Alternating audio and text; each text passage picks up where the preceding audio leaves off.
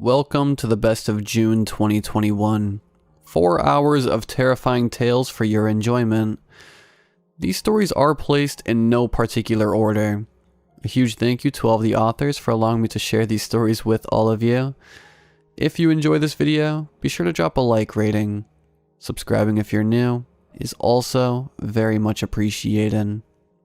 Enjoy the video, and as always, I hope you all have a great night.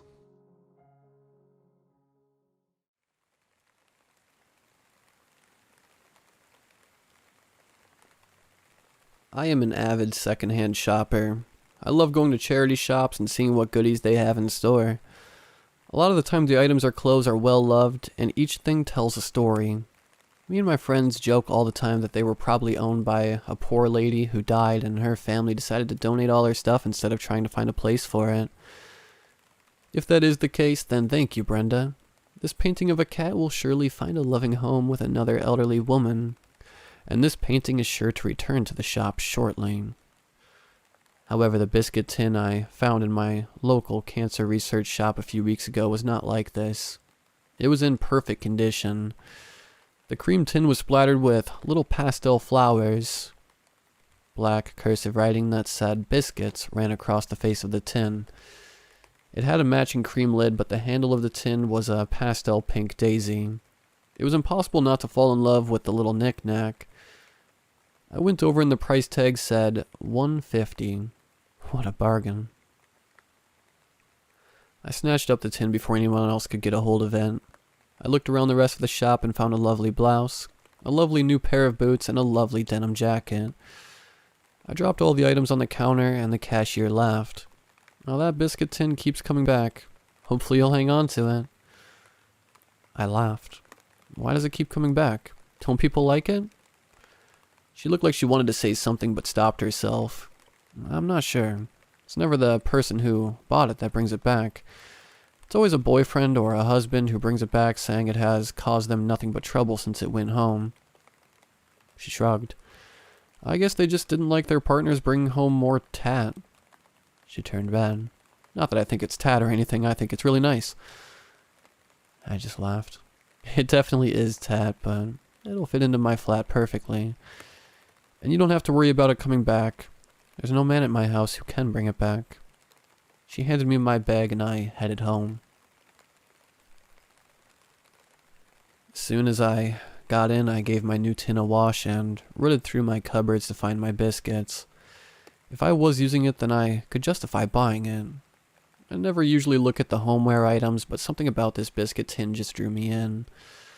I couldn't seem to take my eyes off it. I popped the tin onto the worktop and forgot about it for the rest of the afternoon until the doorbell rang. Hello, darling. I have not seen you in a while. How have you been? As soon as the front door opened, my mom barged her way in, continuing to spew nonsense about how work has been hectic, but she just had to come and see me. She walked through my living room and into the kitchen. And then I said to Christine, "You do know Christine from work, don't you? Just look at this. What a darling little biscuit tin. Wherever did you get it?" She always exaggerated like that. I could hear the tin opening and the crunch of a biscuit. Oh, I got it from the charity shop. Apparently it kept getting brought back, so lucky me. My mom stayed for a few hours drinking all my tea and eating through several biscuits, talking about all kinds of nonsense that I wasn't particularly bothered about. It was only as I yawned and made a comment about working early the next day that she finally left, but not before taking a few more biscuits and making another comment about the biscuit tin. I had munched through a couple of biscuits myself, but was now ready to make my tea. I popped some pasta in a pan, and once it was cooked, I added a jar of sauce, warmed it up, and sat down to eat. As I took a bite, it seemed like the food on my fork just disappeared. I looked down, but I hadn't dropped the piece of pasta on myself or the floor. So I picked up another piece, making sure to keep an eye on it from fork to mouth. Same thing happened. As I went to bite, the food was missing. I was starting to get worried. I went to my fridge. Maybe I wasn't in the mood for pasta and my mind was telling me by making me drop the pasta myself, so I grabbed a yogurt, ripped off the lid and went to lick off the yogurt that usually stays on the lid. Nothing. I looked down at the yogurt and it was gone from the lid, but I hadn't eaten it. I was starting to panic, so I started grabbing everything from the fridge that I could readily eat. Apple, bite missing but not in my mouth. Cheese, chunk missing but not in my mouth. Soup, I could see the level of liquid had gone down, but again my mouth was empty. I felt an overwhelming urge to vomit, so I ran to the sink and started heaving. All that came up was the biscuits from earlier, but rather than the new fresh ones I had opened that day, they were covered in mold. I was horrified. Surely I had not eaten moldy biscuits. I got myself a cup of water and took a sip, praying it would not disappear.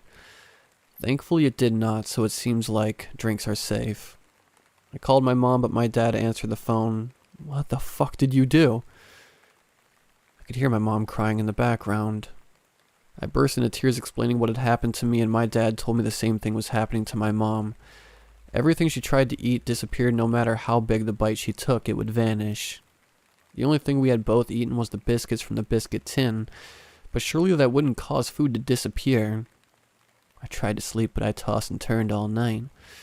When I woke up, I tried to have breakfast, but my nicely buttered toast just disappeared. So I made my cup of tea and decided to try a biscuit from the tin.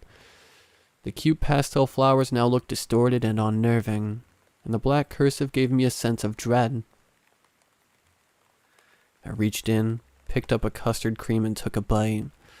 The crunch of the biscuit resonated inside my skull, and the biscuit crumbled in my mouth and slid down my throat.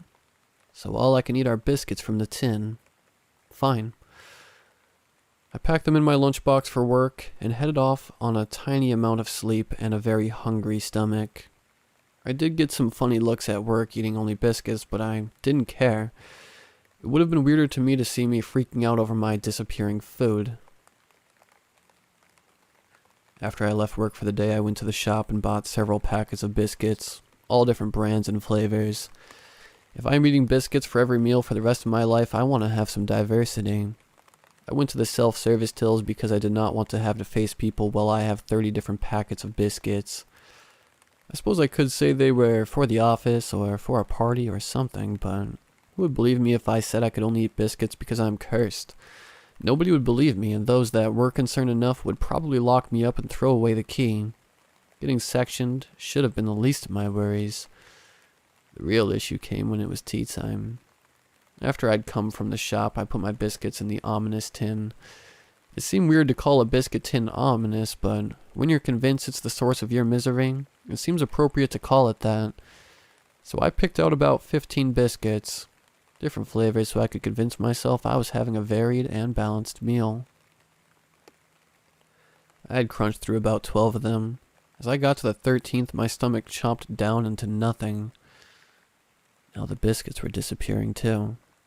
So there was a limit to how many I could eat a day. I'd had 2 for breakfast, 7 for lunch, and 12 now, so I could eat 21 a day. I'd need to start rationing, so I meal prepped. I put the biscuits into little sandwich bags and portioned them for each meal. 2 for breakfast, 5 for lunch, and 14 for tea. But this routine didn't stay the same. The next day I ate my 2 morning biscuits, my 5 lunch biscuits, but when I got to my 10th tea time biscuit, it disappeared. This pattern of disappearing biscuits has continued. I would eat less and less until now when I can only have 1 a day. My weight has dropped so rapidly, and so has my mom's, that we've both been checked into hospital. My mom is in a worse way than me.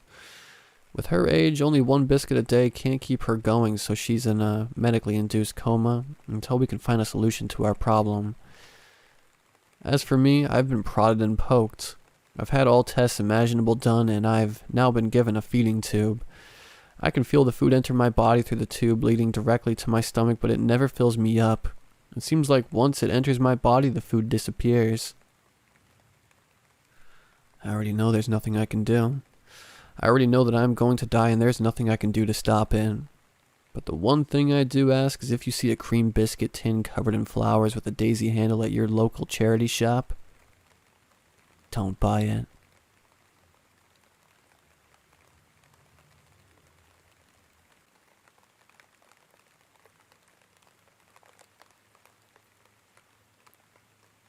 Mom.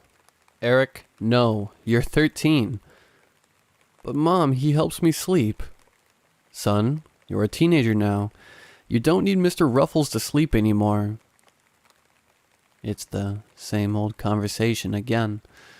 Eric is sitting on the stairs in his pajamas, giving me the pout eye and the misty eyes, as mean old Mom tries to steal his beloved teddy from him.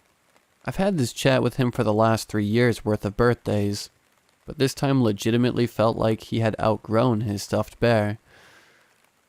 Mr. Ruffles needed the break too. His soft white fur had grown matted and stiff from years of being buried into my son's loving arms. One of his beady black eyes is loose, dangling by a few small threads like a hypnotist's watch. The poor bear is almost hard to look at. Eric doesn't care, of course. He's been bedtime buddies with Mr. Ruffles for 10 years now. Why should the streak be stopped now? He stamped his foot against the wooden stair. Come on, Mom. It's my birthday. Can't I sleep with him tonight? The bear, who had been sitting on his lap, jostled from the sudden leg movement. I sighed. You said that last year, sweetheart. But it's true. Eric popped the bear into an embrace, hugging up against him while enhancing his pout. Just one more night, please? Eric kept my voice steady, holding out my hand. I know it's hard to let go, and I'm not trying to be mean, but you're too old for a stuffed animal.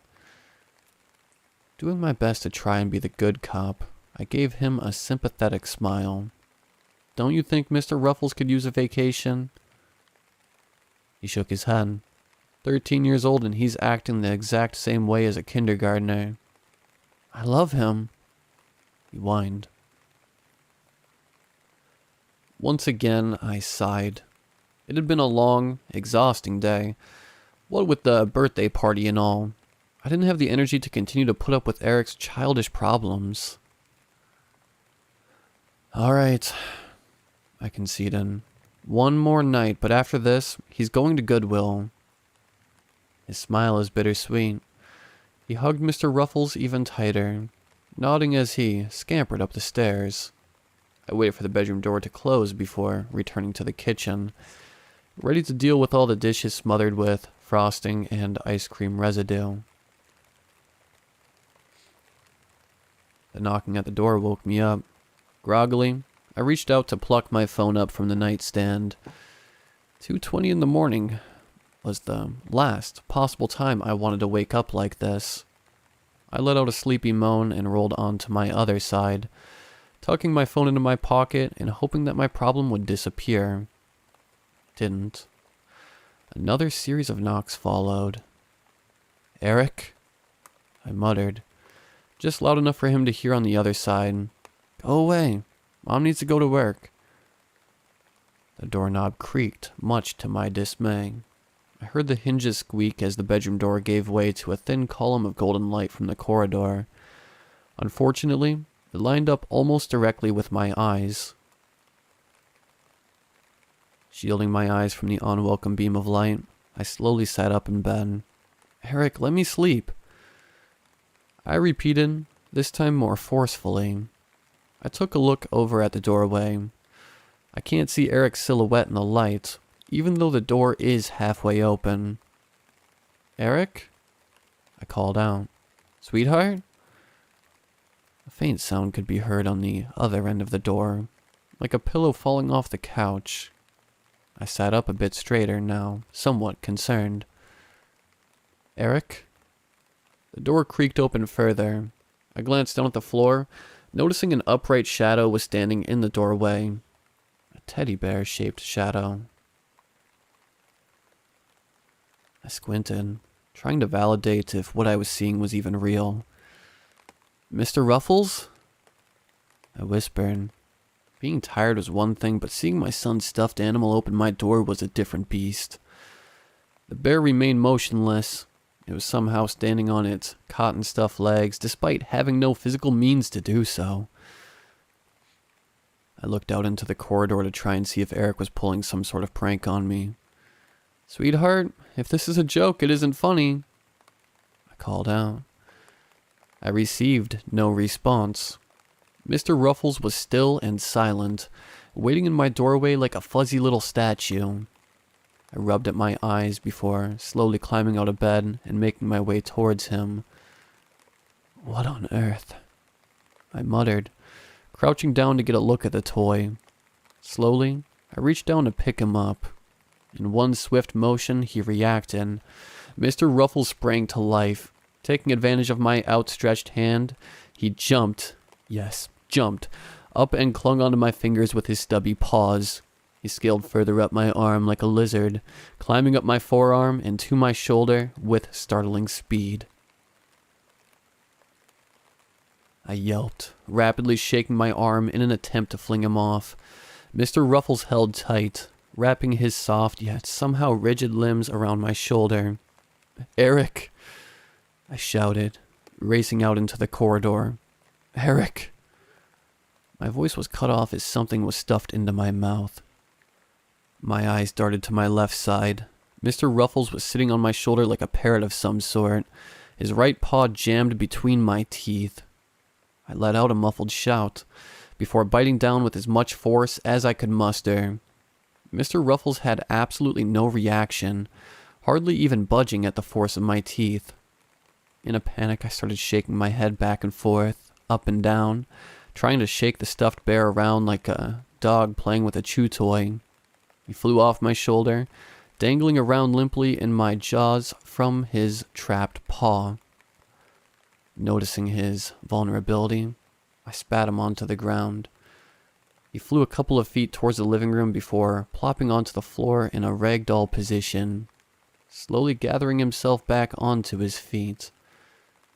I took advantage of the momentary incapacitation to bolt up the stairs, my feet scaling 2 at a time. "Eric!" I screamed. "Wake up!" I turned the corner and nearly ran into my son's bedroom door. My shaky hands gripped the doorknob as I tried opening it. It was completely rigid. In the background, I could hear what sounded like a series of beanbags being lobbed onto each ascending stair. I pounded against the door, desperately trying to get Eric to hear me. "Eric!" I chanted at the top of my lungs. Your bear is..." My face hit the door as something slammed into my back. Cotton paws and legs wiggled and writhed as they tried to find footing on the back of my bed shirt. I screamed once more, stumbling backwards as Mr. Ruffles climbed up onto the back of my neck. "Eric!" I shouted once more. My hair was being tugged viciously by the bear, pulling me backwards a step or two away from the bedroom door. Suddenly, I could no longer see. My eyes were being smothered by a pair of soft, cuddly teddy bear appendages. The grip his legs had around my neck began to tighten. I stumbled around in my blind frenzy, trying to slam the back of my head into any wall I could find. The bear held tight with impossible resilience. My teeth gritted as I reached up, seizing Mr. Ruffles by his little ears in an attempt to wrestle him off of me. But the damn bear wouldn't budge. My fingers dug deep into his fur. I screamed in rage, tugging and tugging at his head to try and dislodge him. His legs tightened even further around my neck, starting to close my windpipe. "You little piece of..." I groaned, furiously slamming my back into a wall. My hands redirected to his paws, trying to remove them from over my eyes. It took a great amount of strength, but I managed to pry his nubby substitute of a blindfold off of me. When I had his paws in mine, I crouched down and flung my arms forward. The fuzzy chokehold around my neck came loose within an instant. I glanced up just in time to witness Mr. Ruffles sailing through the air, flying over the balcony and down to the hallway below, where he hit the floor with an unceremonious thud. I reacted without wasting a moment, bolting into the upstairs bathroom and slamming the door shut before locking it with lightning speed. The adrenaline was starting to wear off. I took a shaky seat on the toilet, trying to steady my breathing. My trembling fingers tweezed my phone out of the pocket of my pajama pants. I glanced down at the home screen's notifications. 2 voicemails from Eric at 11:23 p.m. and 2:16 a.m. With a quivering fingertip, I opened up the first missed message. Hey, Mom. My son's pre-recorded voice whispered through the speaker. I know it's a bit late and you're probably asleep, but I think you're right. I'm not gonna like it, but I think tonight I'm gonna try sleeping without Mr. Ruffles. He's gonna spend the night in the closet with all the other toys. He'll miss me like I miss him, but he'll have plenty of friends. We'll see how it goes in the morning, I guess. Good night. Love you. The second one went a lot less well. Mom, I'm outside. I jumped out my window. There was banging coming from the closet. The volume of his voice was rising and falling rapidly, and he was breathing heavily. I don't know what happened. I'm scared. I'm going to the neighbor's house. Call the police. There was a sharp, loud knock on the bathroom door. I screamed and nearly tossed my phone into the air. Mr. Ruffles had recovered from his little tumble. My fingers flew across the number pad dialing 911.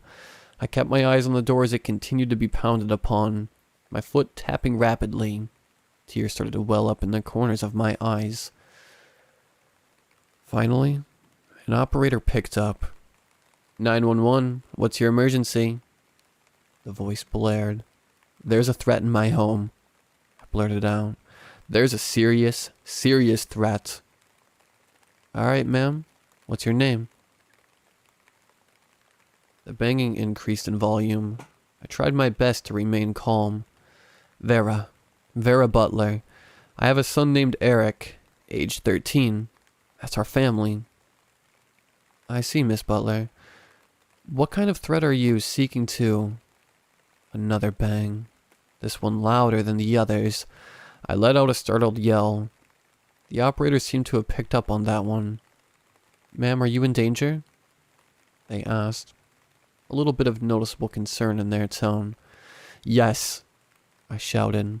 I'm holed up in my upstairs bathroom, praying my door doesn't get busted down. Alright, Miss Butler. We'll send out an emergency dispatch as soon as possible. Can we get an address? 145 Harrison. A particularly abrupt pound from the door sent the remainder of my answer tumbling into my throat. I choked a bit before resuming. Harrison Street. Right away, ma'am. Stay safe. The call hung up abruptly, leaving me feeling vulnerable as ever in the bathroom. My eyes remained glued to the door, watching it bulge ever so slightly out with each pound at roughly 11 inches high. Soon. They have to get here soon. I need to see my son again. He needs to know I'm safe. I refuse to be killed by a teddy bear.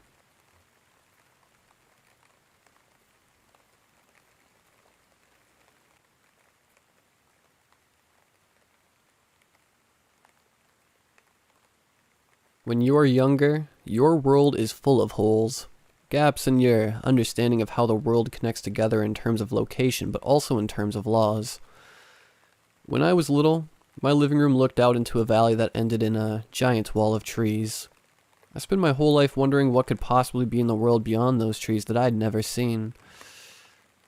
That got put to rest when I looked on Google Maps years later and found out that beyond those trees was where my best friend Mitchell's house was.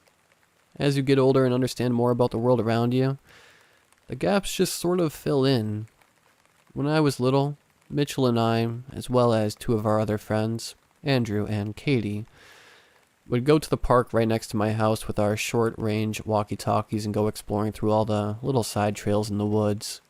We could keep in contact within a few hundred feet, but we couldn't really talk to each other if one of us was outside the forest and the others were inside. we'd find all kinds of things. Big stumps with roughly child-sized burrows in them, collections of beer bottles and burnt-out cigarettes that appeared overnight, and strange formations of trees that looked like they had to have been arranged purposefully, as the clearings they formed looked too precise to be natural. We joked that it was the forest folk, and that we'd have to get out of there before dark if we didn't want to be taken away. Mitchell was the one who knew the forest best, and as such, he was often the leader of our expeditions. Most of the time we ended up going to landmarks that Mitchell had found previously and wanted to show us. He spent a lot of time in that park. We almost never went to his house. Mitchell mentioned that his parents argued a lot, and the only times he invited us over were when they weren't there.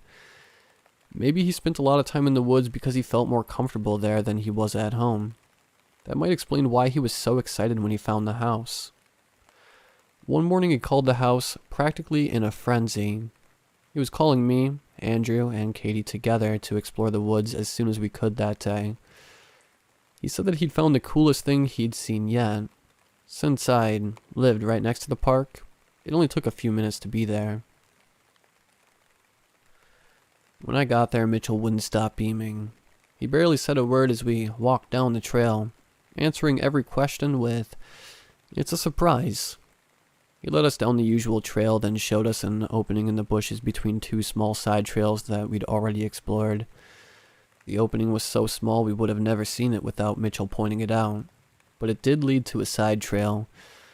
The trail led through a blackberry patch, the brambles creating a tunnel that we had to crawl on our hands and knees to get through. When we emerged from the tunnel, I couldn't believe my eyes.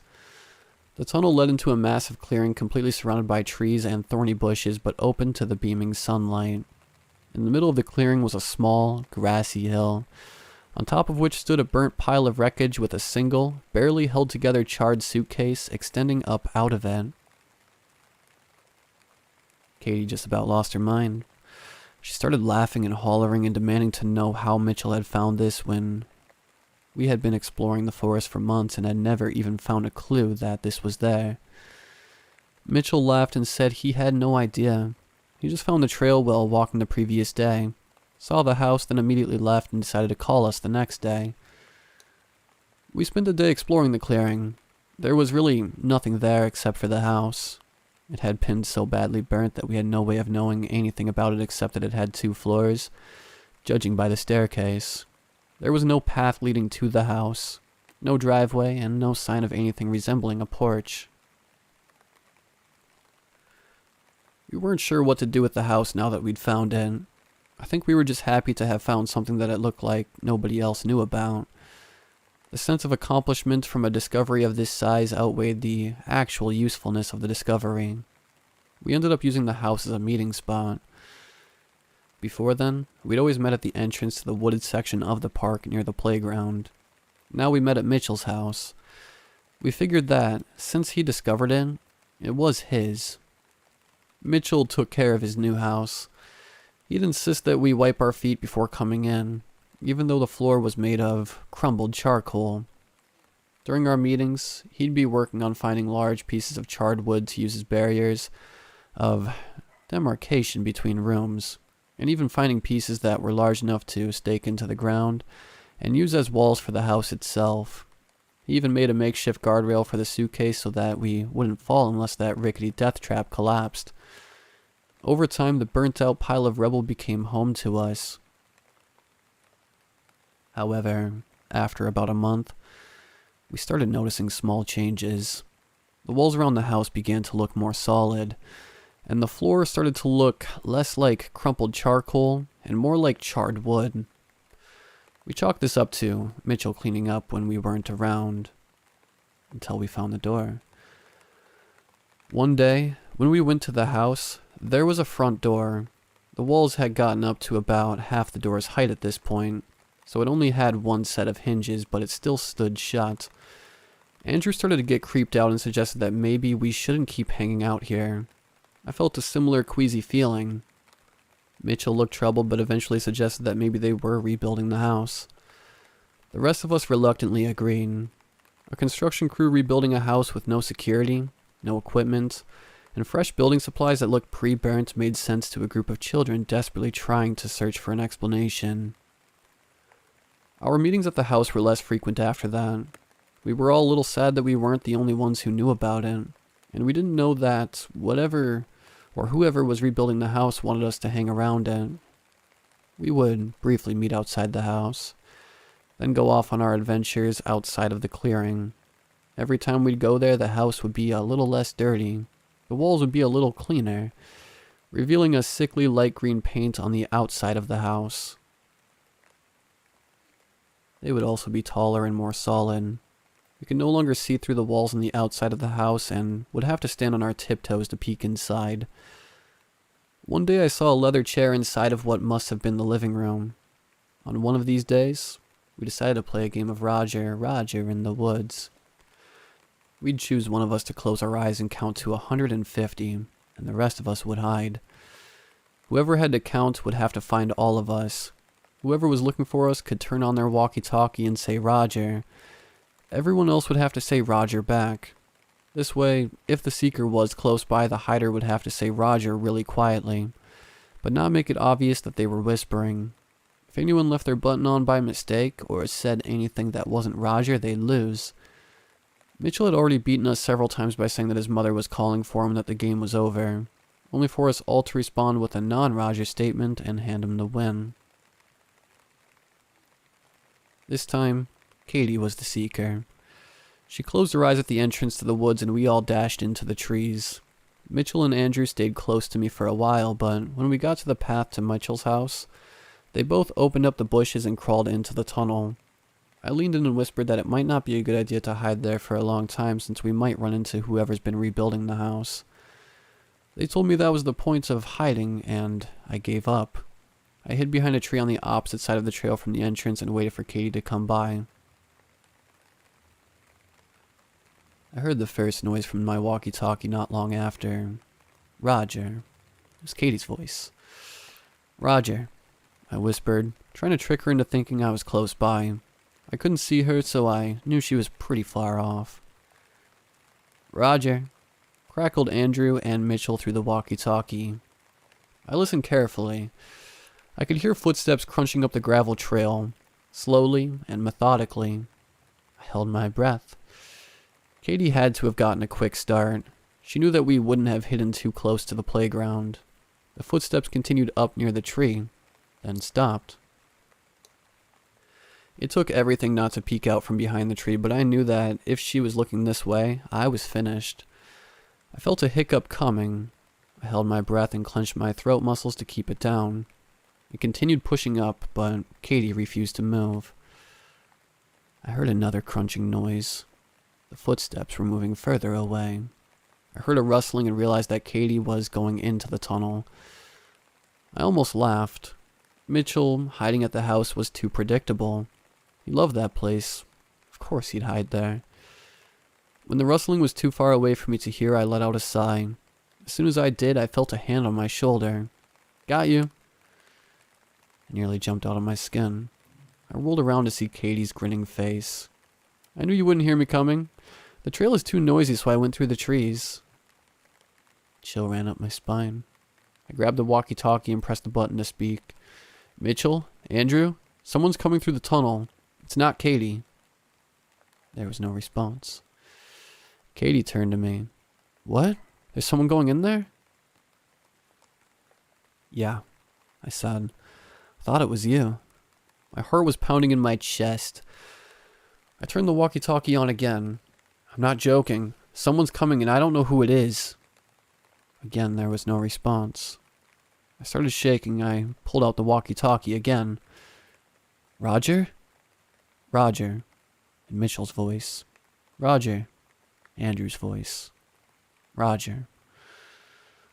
Garbled, staticky screams erupted from our walkie-talkies. Katie and I put our backs flat against the tree and covered our ears. Katie grabbed the walkie-talkies and switched them off so that whoever was in there wouldn't hear us. As soon as we switched them off, it was silent. We couldn't hear a thing beyond the rustling of birds and squirrels in the bushes around us. I started breathing heavily. Katie put her hand over my mouth. I was about to pull it back when I heard it. A dry scraping sound coming from the other side of the trail. The sound of someone coming through the tunnel. The bushes in front of the tunnel rustled and we heard 2 faint crunches on the gravel path. We knew it could be either Mitchell and Andrew, or whoever followed them in there. And we knew that it probably wasn't Mitchell and Andrew. We held our breaths, waiting desperately for whoever it was to either give a signal as to who they were or leave. Finally, we heard a crunching sound. They were walking deeper into the forest. Katie and I waited for what seemed like an hour. When we didn't hear anything, we slowly poked our heads around the tree. There was nobody in sight. We crept onto the trail, stepping as carefully as we could so as to make as little sound as possible. We both looked at each other and, without a word, started moving toward the tunnel. We parted the bushes and crawled inside. The crawl through the tunnel took about 2 minutes, but that day, it felt like an eternity. The only sounds I could hear were the scraping sounds that Katie and I made against the dirt as we dragged ourselves through. The whole way, I was certain that I would hear the bushes behind us rustling, then something dragging its way down the tunnel towards us. Miraculously, we reached the end. I pulled open the bushes and crawled out into the clearing, and what I saw made my jaw drop. What stood in front of us was a house. Not a burnt-out shell, or even the partially rebuilt ruins that we had been seeing for the past several visits, but a perfectly ordinary suburban house. It was painted a sickly light green, had 2 stories, and all the curtains were open with the lights off inside. I walked forward to get a closer look, but Katie grabbed my shoulders and leaned closer to my ear. Mitchell's house. My heart dropped into my stomach. It was. The same shade of paint, the same layout, the same everything. I could even see the furniture of Mitchell's living room through the bay window at the house's front. Katie and I turned and ran. We practically dove headfirst into the tunnel and started pulling ourselves through as fast as we could. The whole time I could see the opening and just picture the sunlight suddenly getting cut off by the shadow of something's head, gazing eagerly into the tunnel. We emerged, covered in dirt and thorns, and sprinted out of the forest screaming. Needless to say, we found help quickly. One of the people at the park called for help, and the authorities went searching through the woods for 2 missing children. They never found Mitchell. I only learned the details about Andrew years later. Katie and I told them everything about the clearing, the house, and the thing that almost caught us that day. When they combed the forest, they never found a clearing, a house, or a tunnel in the spot where we said it was. The only thing it led them to was Andrew. They found him in the middle of the woods, burned beyond recognition. They only knew it was him from his dental records. There were no signs of a fire around him. The disappearance and death haunted our neighborhood. Katie and I were never really allowed to go into the woods again, or out after dark at all. We still hung out, but only at one of our houses and only with adult supervision. Over the next few months, things didn't return to normal, but we slowly learned to live with where we were in the world now. One night when I was about to go to sleep, I heard a muffled noise from my closet, like paper rustling or a running tap. I froze for a second, not wanting to come face to face with whatever killed Andrew. I crept my way over to the closet before hearing it again.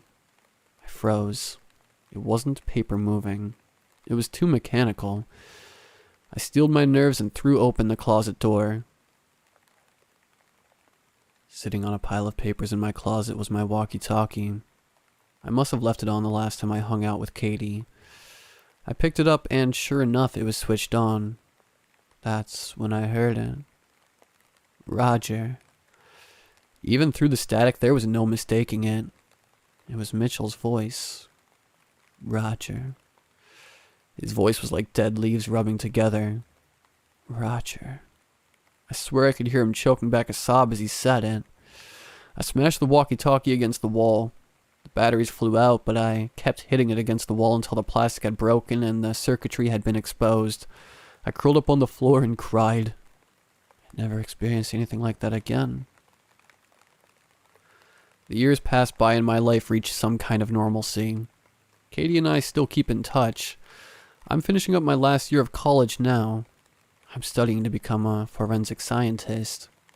I learned about dental records and fingerprinting and all the things they probably tried to use to identify Andrew's killer. But through all of this, I know they'll never find what did it. You see, the memories of the incident come and go, and recently, I was fixating on it harder than I have in years.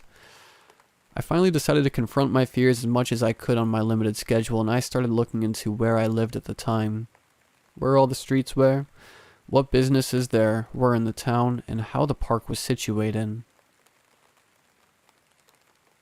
I ended up looking on Google Maps. I'd never used it to look at my hometown, and I was kind of shocked at how everything ended up connecting. Katie and Andrew lived way closer together than I thought. The library and the grocery store were a few hundred feet away on opposite sides of a wall, and Mitchell just lived on the other side of the hill that I had always thought of trekking over. Then I looked at the park. The map was fairly detailed. They even mapped out a lot of the side trails. Needless to say, the tunnel didn't exist on the map. I didn't know why I even bothered looking for it. Then my blood froze. Of course the tunnel didn't exist. The tunnel couldn't have existed, because if the tunnel existed on the map and went as far as I remembered it going, the clearing with the burnt out house would have been in my backyard. When you're younger, your world is full of holes, gaps in your understanding of how the world connects together in terms of location, and also in terms of laws. As you get older and you understand more about the world around you, most of the gaps just sort of fill in. But Mitchell's house is a gap that I suspect will never be filled in. And if I'm being honest, I'm not sure I ever want it to be. Because I don't know what kind of gaps any answer will create.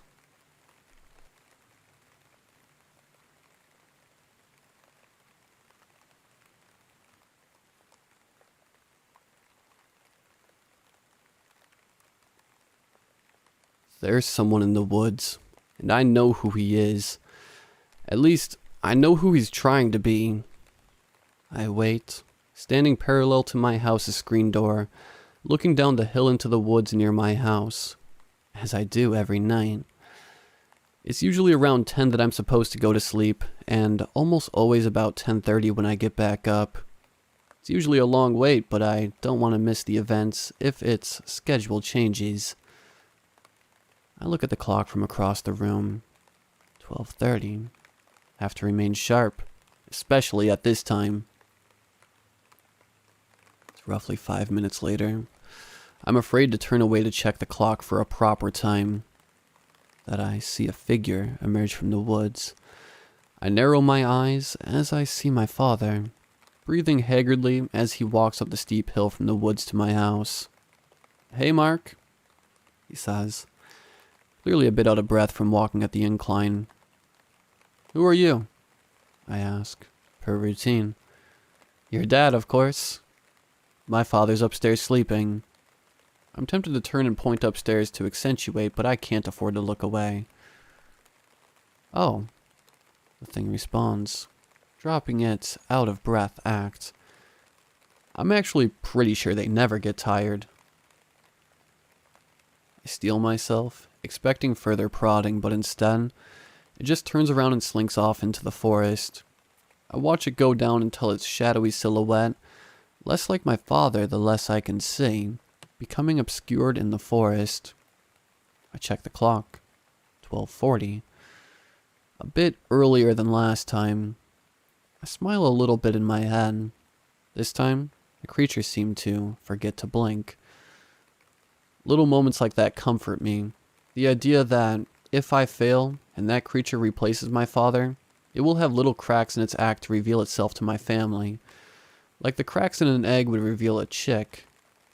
I take a deep breath. It's gonna be a long night, so I better get comfortable standing here. At around 5 a.m., the deep purple of night begins lightening to an enjoyable blue of the morning. Though I would consider it a stretch to call this morning. I decide that's enough, and make sure the screen door is locked. Oh, hell. It isn't. Once again. I don't usually check it at night because I don't want to risk the creature seeing that it is often unlocked. But I do check it in late evening and make sure it's locked. What could be unlocking it? Only at night, too. I shrug it off, too tired to spend time investigating as I relock the screen door. I drag myself off to bed, hoping to glean precious minutes of slumber before I risk passing out on the floor. I don't want to have to explain that again. I'm awoken by my dad, my real dad, laughing in the kitchen as my mom makes breakfast. I look at the clock, 6:59, only a minute before my alarm was supposed to go off anyway. I groggily move in my bed, my body moving and feeling as if my room was filled with syrup. It's time to get ready for school. I move through the motions, neglecting to blink for fear of fading to unconsciousness. Brushing my teeth helps. The bristle scraping my gums makes it just a bit hard to pass out. God knows I don't do it for hygiene. I hastily rush through the rest of the routine. Waking at 7 already cuts me close to missing the bus and board my bus. My house is early in the route, so there aren't that many kids on it right now, making it easy to find an empty seat. I rub my left eye, which has been getting really watery since this all started, and sit down on one of the depressing gray seats on the bus. I try to sleep as I wait for the bus to arrive at my school and reflect on how this all started. It had been a Friday night, so my parents were a bit looser with my bedtime, and I decided to spend it watching TV in my house's living room. I started what I thought to be an episode for a show that seemed fun when it ran a lot longer than expected. I soon realized that I had actually begun a movie, and I decided to watch it to the end. I didn't have school tomorrow anyway. The movie was ending, and midnight ending, when I heard my dad calling for me. I looked outside to see him standing outside, right in front of the screen doors, with his hands at his hips, smiling. "Hey Mark, wanna let me in?" I was about to ask why he didn't let himself in when my phone went ding. I glanced at it, breaking eye contact with my dad to read the text. "Hey kid, go to bed." It read, "Sent from my dad." The TV was probably keeping him awake, but if he was texting me, how was he outside? I turned back, and I could have sworn he was much closer to the screen than before. His smile, well unchanged, was infinitely more eerie. It dawned on me that this, whatever it was, knew my name. "Who are you?"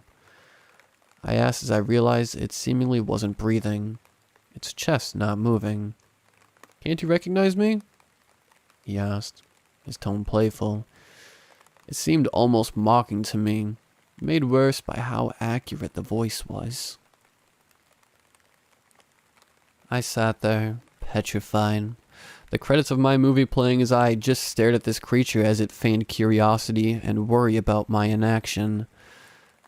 I must have sat there for minutes when I heard my little sister coming down the hall, the creature snapping to face the sound of her footsteps, the sounds of which I'm sure must have been faint through the screen door. The creature glanced at me with annoyance, or perhaps contempt, before suddenly scurrying off into the woods. Its movement suddenly rapid, jagged, and inhuman. I turned toward my sister, who was 2 years younger than me.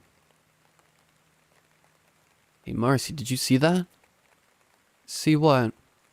She rubbed her eyes, tired. "That guy outside. Please tell me you saw it." "I only saw you looking outside." "Oh," I responded, dejected, my nerves fried. "Why are you awake?" "The TV was loud, so you know what time it is." "Oh, sorry," I said, pretending to look at the clock. "I'll turn it off. You go back to bed, okay?" "Okay," she said with a yawn. "Aren't you gonna go to bed?" "Oh, yeah, sure, but I'm gonna wait here a bit longer first." That night was 5 months ago. Every single day since that night, that creature, pretending to be my dad has shown up at roughly midnight, and I have met him to turn him away. This experience has been horrible for my health, but it's worth it to make sure my family is safe. I'm curious why my dad's the form they take, but I have a theory. Half a year ago, my dad donated blood at a festival. It was the standard fare. Nothing out of the ordinary, but the blood drive truck that my sister jokingly called a bloodmobile would mysteriously disappear. And I'm not crazy on this. The news talked about the sudden disappearance of the bloodmobile for a whole week after it happened. The working theory for a while was that it got into an accident, but they couldn't find it anywhere. So that truck, its contents, and its drivers are all considered missing. Presumed dead by now. I think whatever it is that is masquerading as my dad is the same thing that took that truck, and is using his blood to mimic his appearance. I'm not sure how he knows my name, but I'm sure there must be some sort of explanation, right? My bus stops, jolting me from my reflections. Guess I didn't get to sleep after all. My school day is grueling. I try to sleep in every class, but only to get to do so during lunch. For the past couple months, my teachers have been chastising me for not caring about my future. They don't understand that my future isn't a real thing. How can I leave home when I'm the only thing that prevents the efforts of the creature from succeeding? I've told my entire family about it, and they've dismissed it every time. So after the first month, I quit telling them about it, told them it was probably a dream, and just continued the nightly routine. This leaves me as the only one to protect them, so I won't fail. Throughout the day, I see things in the shadows, and my teachers threaten me with possible outcomes of my life if I don't start putting effort in. The lurkers in the shadows are only coming from my mind, though. The real horrors come out at night. The outcomes presented by the teachers don't scare me either. They don't understand fear until they see the faces of their loved ones used against them. I ride the bus home, getting more sleep on the way, and get off it. I look at my house. The steps between where the bus dropped me off and the door to my house feels like miles. I'm so exhausted that moving at all feels like such a chore. Once in, I ignore my mom washing dishes. If I greet her, I might risk a conversation, and lumber into my room, falling into my bed to sleep. My parents wake me a while later to remind me to do homework. I nod and agree to do it, getting out of bed and opening my backpack, parenting to start until they leave my room. At this time, I'm maybe call or text a friend, but I haven't spoken with them in a while. I had to miss a couple sleepovers in the last 5 months, and basically any invitation to hang out has been denied in favor of sleep. I don't dislike them. In fact, I miss them. But I need the sleep. I can't tell them why without them thinking I'm insane. I resolve to just return to my bed without doing much else. I am awoken by the alarm I have set for myself. 10:30 again. I get up, and moving much more willingly than I had this morning, I tiptoe around the house, being careful not to wake the others. I pick up my phone off the floor before I leave the room. The night is as dark and silent as ever, and I keep my hand touching the wall to know where I'm going. I turn into the living room. The porch light is on so I can faintly see down the hill. Look at my phone. Maybe I can get a picture or a video. That would make fantastic proof, wouldn't it? I wait hours until once again, a figure emerges from the woods, making familiar a mistake, forgetting to breathe. It approaches the screen door. I don't let it speak. I won't let it lie to me any further. I take out my phone, open the camera, and the phone's harsh flashlight shines on the monster. I see for the first time the proper vision of my yard at night. Hundreds of emaciated, shambling figures with gray skin stare through the screen mirror at me, unfazed by the light. I only get that glimpse for a second as in my horror, I drop my phone, The light vanishes, and along with it the figure. I think I could barely see my father's impersonator leaving. But I could have imagined it. Despite my shock, I managed to hold back my screams. Not that it mattered. Now that I had proof of what had been going on these past months, I looked back at where I had seen my phone fall only to find it gone. Launched into a panic instantly, I frantically searched the room. I can't have lost it. I can't have logically moved far. I think. I look up, trying to do a scan across the dark room, and I see something. In the shadows of the doorway to my parents' and sister's room, I swear I saw one of them. In that very moment, I realized that I'm not going to find my phone. Whatever those things are, took their opportunity to take it. Can't have evidence of their existence after all. I also realized another thing. I wasn't the one preventing their infestation. There were enough of them to take me in a second. I was never an obstacle. They didn't push past the door or invade my home, because it was already infested. There are people in the woods, and one of them is in my house.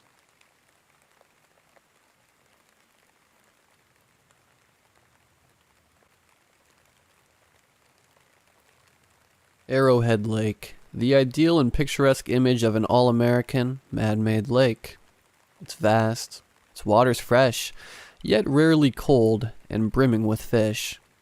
Like the other big man-made lakes, such as Norman, Harrington, or Thunderbird, Arrowhead had developed somewhat of a colorful cultural superstition.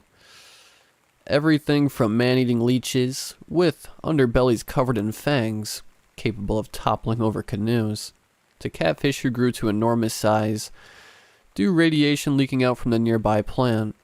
Then there's the ghosts, the bargain bin, Bigfoot ripoff, and the occasional flying saucer. But none of those things have ever held any place in my mind. Being your typical, conservative-raised, athletic type who loved fishing on the lake, I was immune to the fears and warnings from the locals. I'd scoff whenever I'd hear old Mrs. Cutler telling people how her dog was snatched from the shoreline by Black, the giant man-eating leech with an underbelly covered in teeth. Furthermore, I made it my mission to humiliate and ridicule my peers who had a tale about a cousin who was eaten or drowned by something under the surface. In other words, I was a bit of an ass. In my defense, I had never seen anything to suggest my version of the world was wrong. I had lived on the lake, went fishing with my grandpa throughout my childhood, before his boating accident, and I had become convinced that there wasn't anything to be afraid of. I was wrong. There is something in that lake. In truth, it's the reason I'm writing this up, partly to see if anyone else encountered what I saw, partly to warn people to stay away, and also partly as a form of therapy, to help me come to terms with what I experienced. Firstly, we need some context for my encounter, and I think it all began after high school. You see, growing up on that lake, there were a few jobs for those of us who dived out of school with barely any idea of what to do next. It was either work in the power plant or work on the lake, so I combined the two and made it my mission to get some more grades and more training under my belt, and then it came back to work as an underwater engineer. I was excited at the thought of fixing the dam and repairing the plant's coolant tunnels, where the lake's water was pulled in and used to keep the reactors safe. Mostly I was just curious to see what actually was down there, below the still surface of Arrowhead. The first person I told was my grandpa, but uncharacteristically, he was far from enthusiastic and made a point of telling me in a tone I had never known he possessed to stay out of the lake. Naturally, I laughed it off, telling him I was shocked he believed Mrs. Cutler's old fish wife tales of man-eating leeches and child-drowning catfish. He rolled his sleeves and began to show me various scars from the fish he encountered on the lake and elsewhere, but one set he never spoke of, a peculiar arrangement of deep cuts running up his arm. I asked him how he got them, and his face went pale. He told me that unlike the others, these wounds weren't from catfish, gars, alligators, or eels, but rather from his boating accident. Never before had he discussed what actually happened that day out on the lake, and he still refused to tell me much. Instead, he diverted the conversation back to the lake's folklorist tales. He told me of the Arrowhead 3, a group of divers in the 80s who went down to fix something on the dam and never came back. It was a story I was familiar with. 5 went down, only 2 of them came back up, and the other 3 vanished without a trace. They were ruled as accidental drownings caused by malfunctioning equipment. They didn't find their bodies though, and so they, too, became part of the local lake lore of Arrowhead. My response to this was to do a childish, ooh, scary, something my grandfather didn't take kindly to. He snapped at me and exclaimed that he knew the lads who survived. One of them was found swinging, the other drank himself to death. Grandpa asserted that one night when he was sat in the company of the old man drowning his liver in beer and whiskey chasers, the man told him what he remembered. He spoke of dark serpents, things emerging out of thin air and snatching them one by one, dragging them into the unknown. When I laughed this off and said aloud I didn't expect my grandpa, a weather-beaten old fisherman and ex-naval officer, to be so superstitious, his face became a scowl, and his gruff voice spoke to me. "Them's bad waters. I've seen things I wish I hadn't. Things that would strike you dead off fright. You youngins, think you know the world, think you've seen it from behind your screens, but you haven't. Stay out of them waters, and especially keep away from that plant," Grandpa commanded. Sadly, that was one of the last things I remember of him. As whilst I went out of state for training, he passed away. Still, I thought the best way to honor him and his memory would be to totally disregard his warnings and worries, and get to work on the lake as soon as I was qualified. So once the training was completed, I returned home, got a job with the power plant as an engineer, and since I was one of the handful of people qualified for underwater repair jobs, I became somewhat invaluable. I mean, the jobs weren't flying in, and in some ways that was reassuring. I mean, no one wants to be working at a power plant that regularly has power failures or structural damage. However, I couldn't help feeling I had wasted some of my time training for underwater repair, when most of the time I was just sorting out maintenance and basic repairs around the plant. Perhaps some sadistic god out there sensed my disappointment in not being given a chance to dive, because out of the blue, one of the higher-ups approached me and asked if I'd be willing to help sort out a problem. According to him, one of the 2 cooling tunnels had stopped working properly. The consensus was that there may have been damage to the tunnel, and it had partially collapsed, but the higher-ups wanted to assess the damage first, and then it was a simple unclogging or a relatively straightforward repair. You'd get to fixing it. So, me and another guy suited up for a dive. Eddie, the guy joining me, was a sweet guy, always eagerly trying to reassure me, since this was my first proper dive. On a little motorized raft, we made our way to the area just above the underwater tunnels. There we disembarked and slipped off from the security of a small raft and sank into the water. Being that he was a bit older than me, he made a point, prior to us entering the water, of saying to just stick with him. He told me that it gets quite murky down there, and added in the fact it was nighttime, and it was a recipe for your mind to play tricks. He wasn't wrong either, because I remember feeling an overwhelming dread after only a few minutes into the dive. The kind of dread one feels when you feel like you're being watched, or when you're alone in the house and think you hear someone. Irrational dread. That's what I told myself. Just my body reacting to the fact I could barely see anything in front of my face. So on I swam, trying my best to ignore the anxiety rising in me and focus on the task at hand. Soon though, my mind was back to observing my surroundings in an over-vigilant manner. I remember the water getting warmer, the deeper we swam, and it got more and more cloudy as we descended. Though it was dark and murky, my torch occasionally caught glimpses of catfish that were large enough to make me feel even more uncomfortable, but I tried to keep my nerve. Plenty of food, warmth, and depth. What fish wouldn't thrive in such conditions? I told myself. Besides, I never saw a catfish that I could honestly say was capable of man-eating or drowning me. And that was somewhat reassuring. Then suddenly they scattered. All of them. The big ones and the small, thrashing their way past me and Eddie, as they shot out from their hiding places. That should have been the only warning we needed, but we foolishly thought we had disturbed them. How were we to know that we were about to come face to face with the truth? We were at the cooling tunnels when things took a turn. Eddie went about looking at the one on the right, shining torch into it, whilst I inspected the left.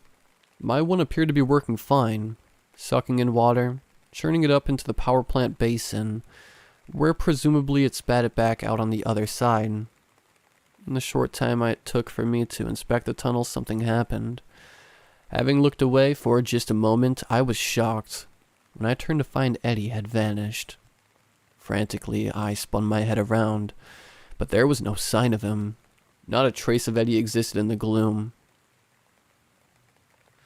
If it had been a joke, or he was messing with me, I would have at least expected him to have seen some debris kicked up from his frantic swimming as he dived out of my line of sight. And yet there was nothing. I paused for a time, waiting for him to suddenly jump out of the opaque surroundings and scare the life out of me. That would have been a welcome to terror, but fate was not kind and Eddie did not reappear or reveal himself. Truthfully, my heart began pounding a little faster. The minute I saw he was gone, for in the isolation all I could think of was my grandpa's words. "Them be bad waters." They repeated and repeated, thundering through my head, almost as fast as my heart thundered in my chest. It was in those moments of fear I spotted it, the faint yellow glow shining below and drifting deeper and deeper. Eddie. It was his torch I could see in the mist below. He must have been playing a prank on me after all.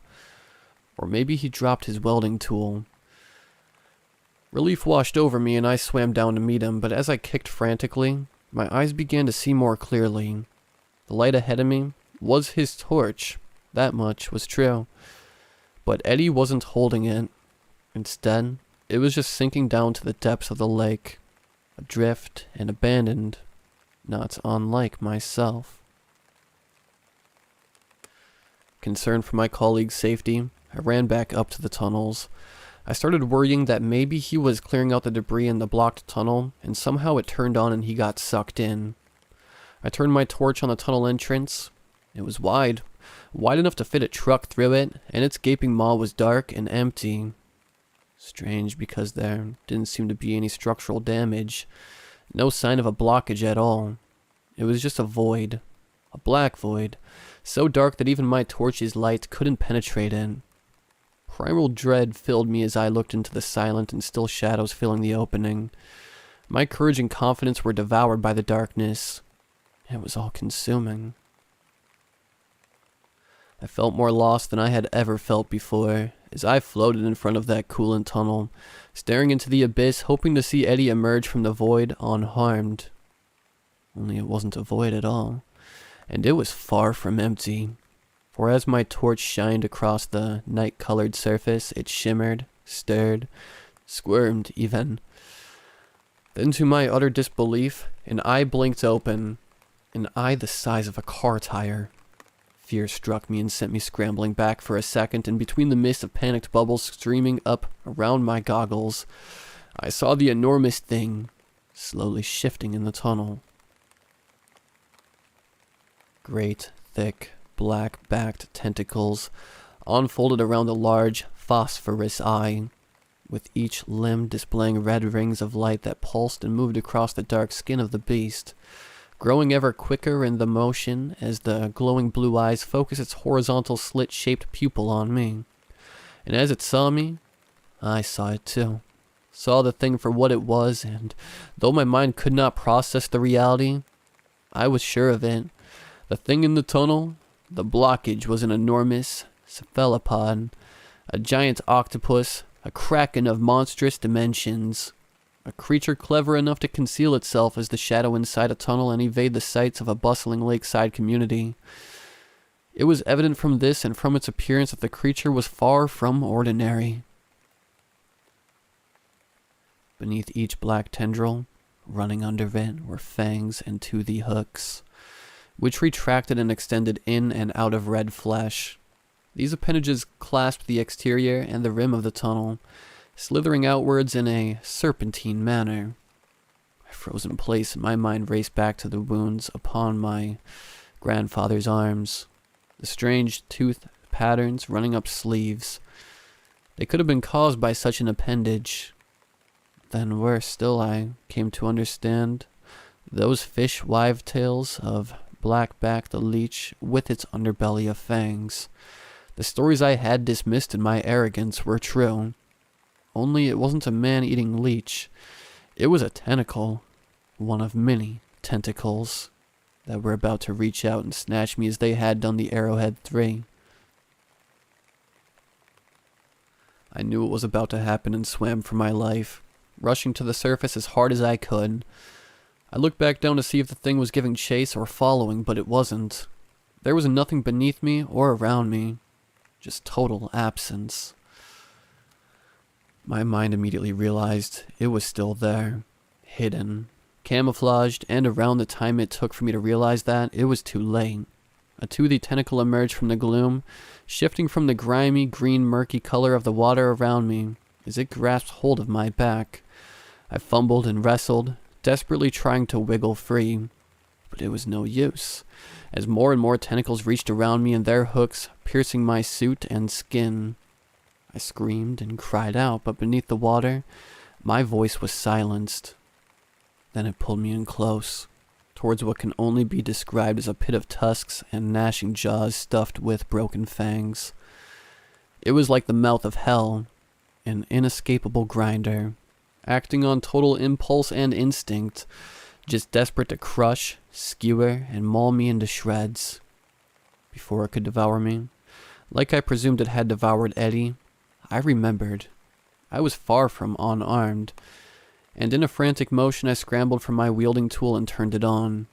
White and blue punctured and burned into one of the tentacles holding me, and instantly it untangled away from me. Like a torpedoed, it shot back, recoiling into opaque walls around me, disappearing once more as its chromatorphs shifted and made it invisible to my eyes. I knew it was still there, and so without a moment of hesitation I began swimming for the surface, sure that the nightmarish amorphous thing was right behind my every kick. Desperate to survive, I unclipped my harness and let the oxygen tank sink below me, trying to remove as much weight from me as I possibly could. And the moment I let it go, I saw it. A vast black, writhing nest of tooth-covered appendages grasped hold of the tank and dragged into the depths below. With one final surge of adrenaline, I thrashed my way back to the surface and onto the boat. Let me tell you, it didn't make me feel any safer from being on that tiny raft, knowing that beneath me, there was a monster-sized octopus more than capable of dragging me and the boat down to its sunken nether realm. And even after speeding the boat onto the shoreline, I couldn't expel the imagined images of that thing clambering ashore to get me. I told the higher-ups what I saw and explained what I believed had happened to Eddie, but as you can imagine, no one believed me. Eddie became just another tragic event on the lake. An oxygen tank malfunctioned, which killed him. A conclusion that the authorities reached without an autopsy or even a body. The wounding I had suffered, nothing more than self-inflicted according to the power plant's first aider, a side effect of nitrogen narcosis. I quit and stopped going out fishing in my spare time, but I continued to warn people, to tell them of what I saw on the lake. Just as I had been skeptical of the tales of Blackback, the man-eating leech, now others were skeptical of my tale of an old, one-sized octopus. Living in the coolant tunnels of the power plant, I've had experts and Facebook critics alike telling me how there are no freshwater octopuses, that it's impossible for them to get to the size I described. And to them I have this to say. As my grandpa told me, Lake Arrowhead is bad water, and should they dive beneath its surface, with the same skepticism as I had, they will be met with the truth. There is something in that lake. I don't know how or why, or what it is exactly, but it is there, and it is hungry.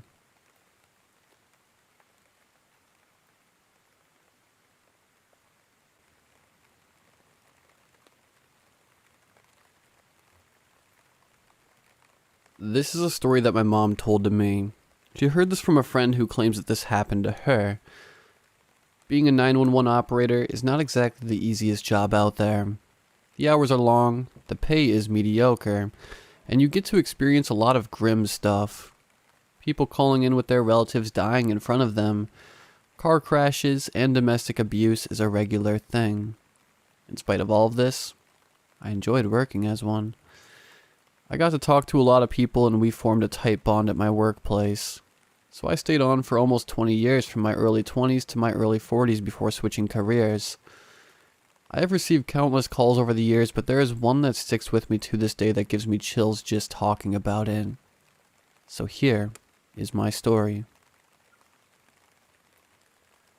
I had just started my shift that would go from 6 p.m. to 6 a.m.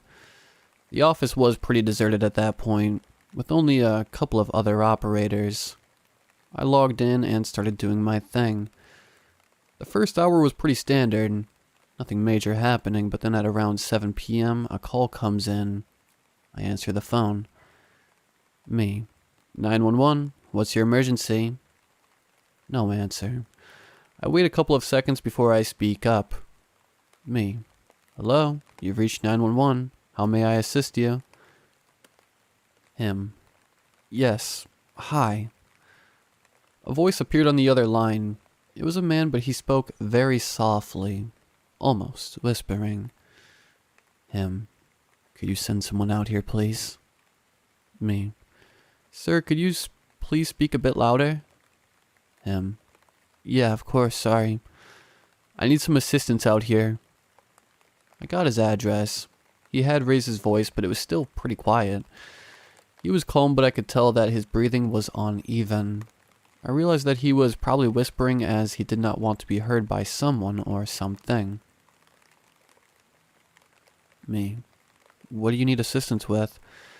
I need to know so that I can send the proper help. Him. Well, there is a man in my living room. Me. A man? What is he doing?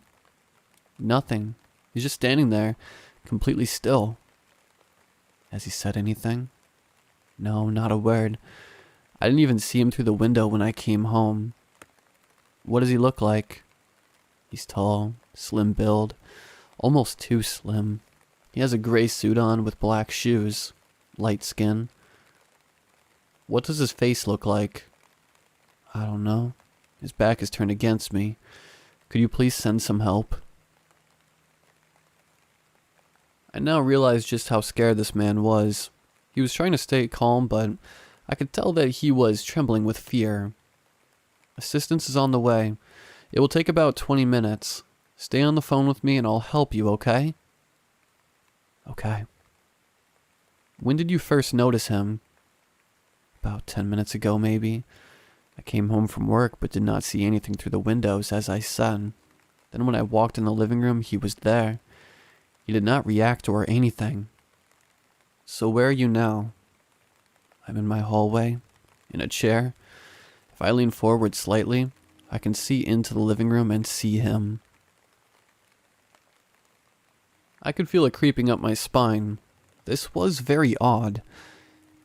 If it had been a burglar, he would have done something by now. Alright, I'm going to need you to do something. Could you please walk into the living room and try to take a look at his face? Or see if you get any response? Okay. Wait a minute. He put the phone down. This took place in the late 80s, so cell phones weren't a thing. Every house had a landline. I could hear some movement and then I heard his voice again. I tried to, but I couldn't see his face. It's hard to explain. Please hurry up. I heard the sound of a door opening. Him. Hang on. My wife just got home.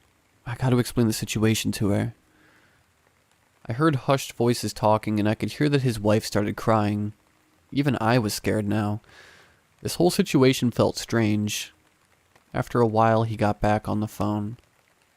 Okay, we're both in the hallway now. She has also seen him, and she knows the situation. Where are the police?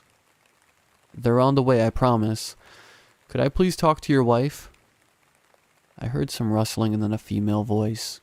She also spoke in a quiet voice while trying to suppress her crying. Hello? Hi, I was wondering, could you please describe the man in your living room? Yes, he's very tall and slim, gray suit and black shoes. He is wearing shoes and getting them on our new carpet.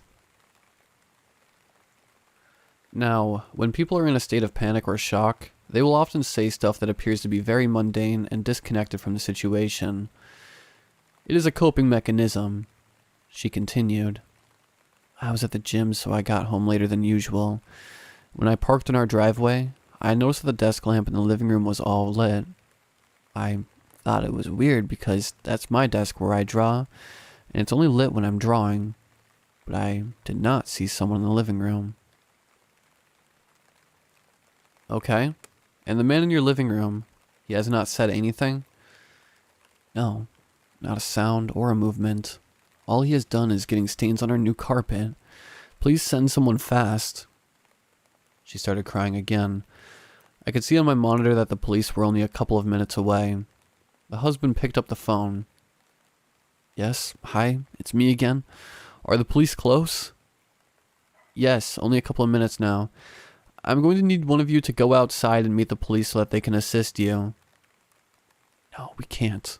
We're too afraid. I can't leave my wife alone. As I said earlier, this call was through a landline, so they could not go outside and stay on the call. I think we'll manage for a couple of minutes before the... Wait, what? Suddenly he became silent. I tried to get his attention, but neither he or his wife made any noise. I heard some rustling followed by footsteps. Heavy footsteps. The kind only big boots can make when walking indoors. And then I heard the most chilling roar I have ever heard. It sounded inhuman, very deep and incredibly strong. I jolted in my chair.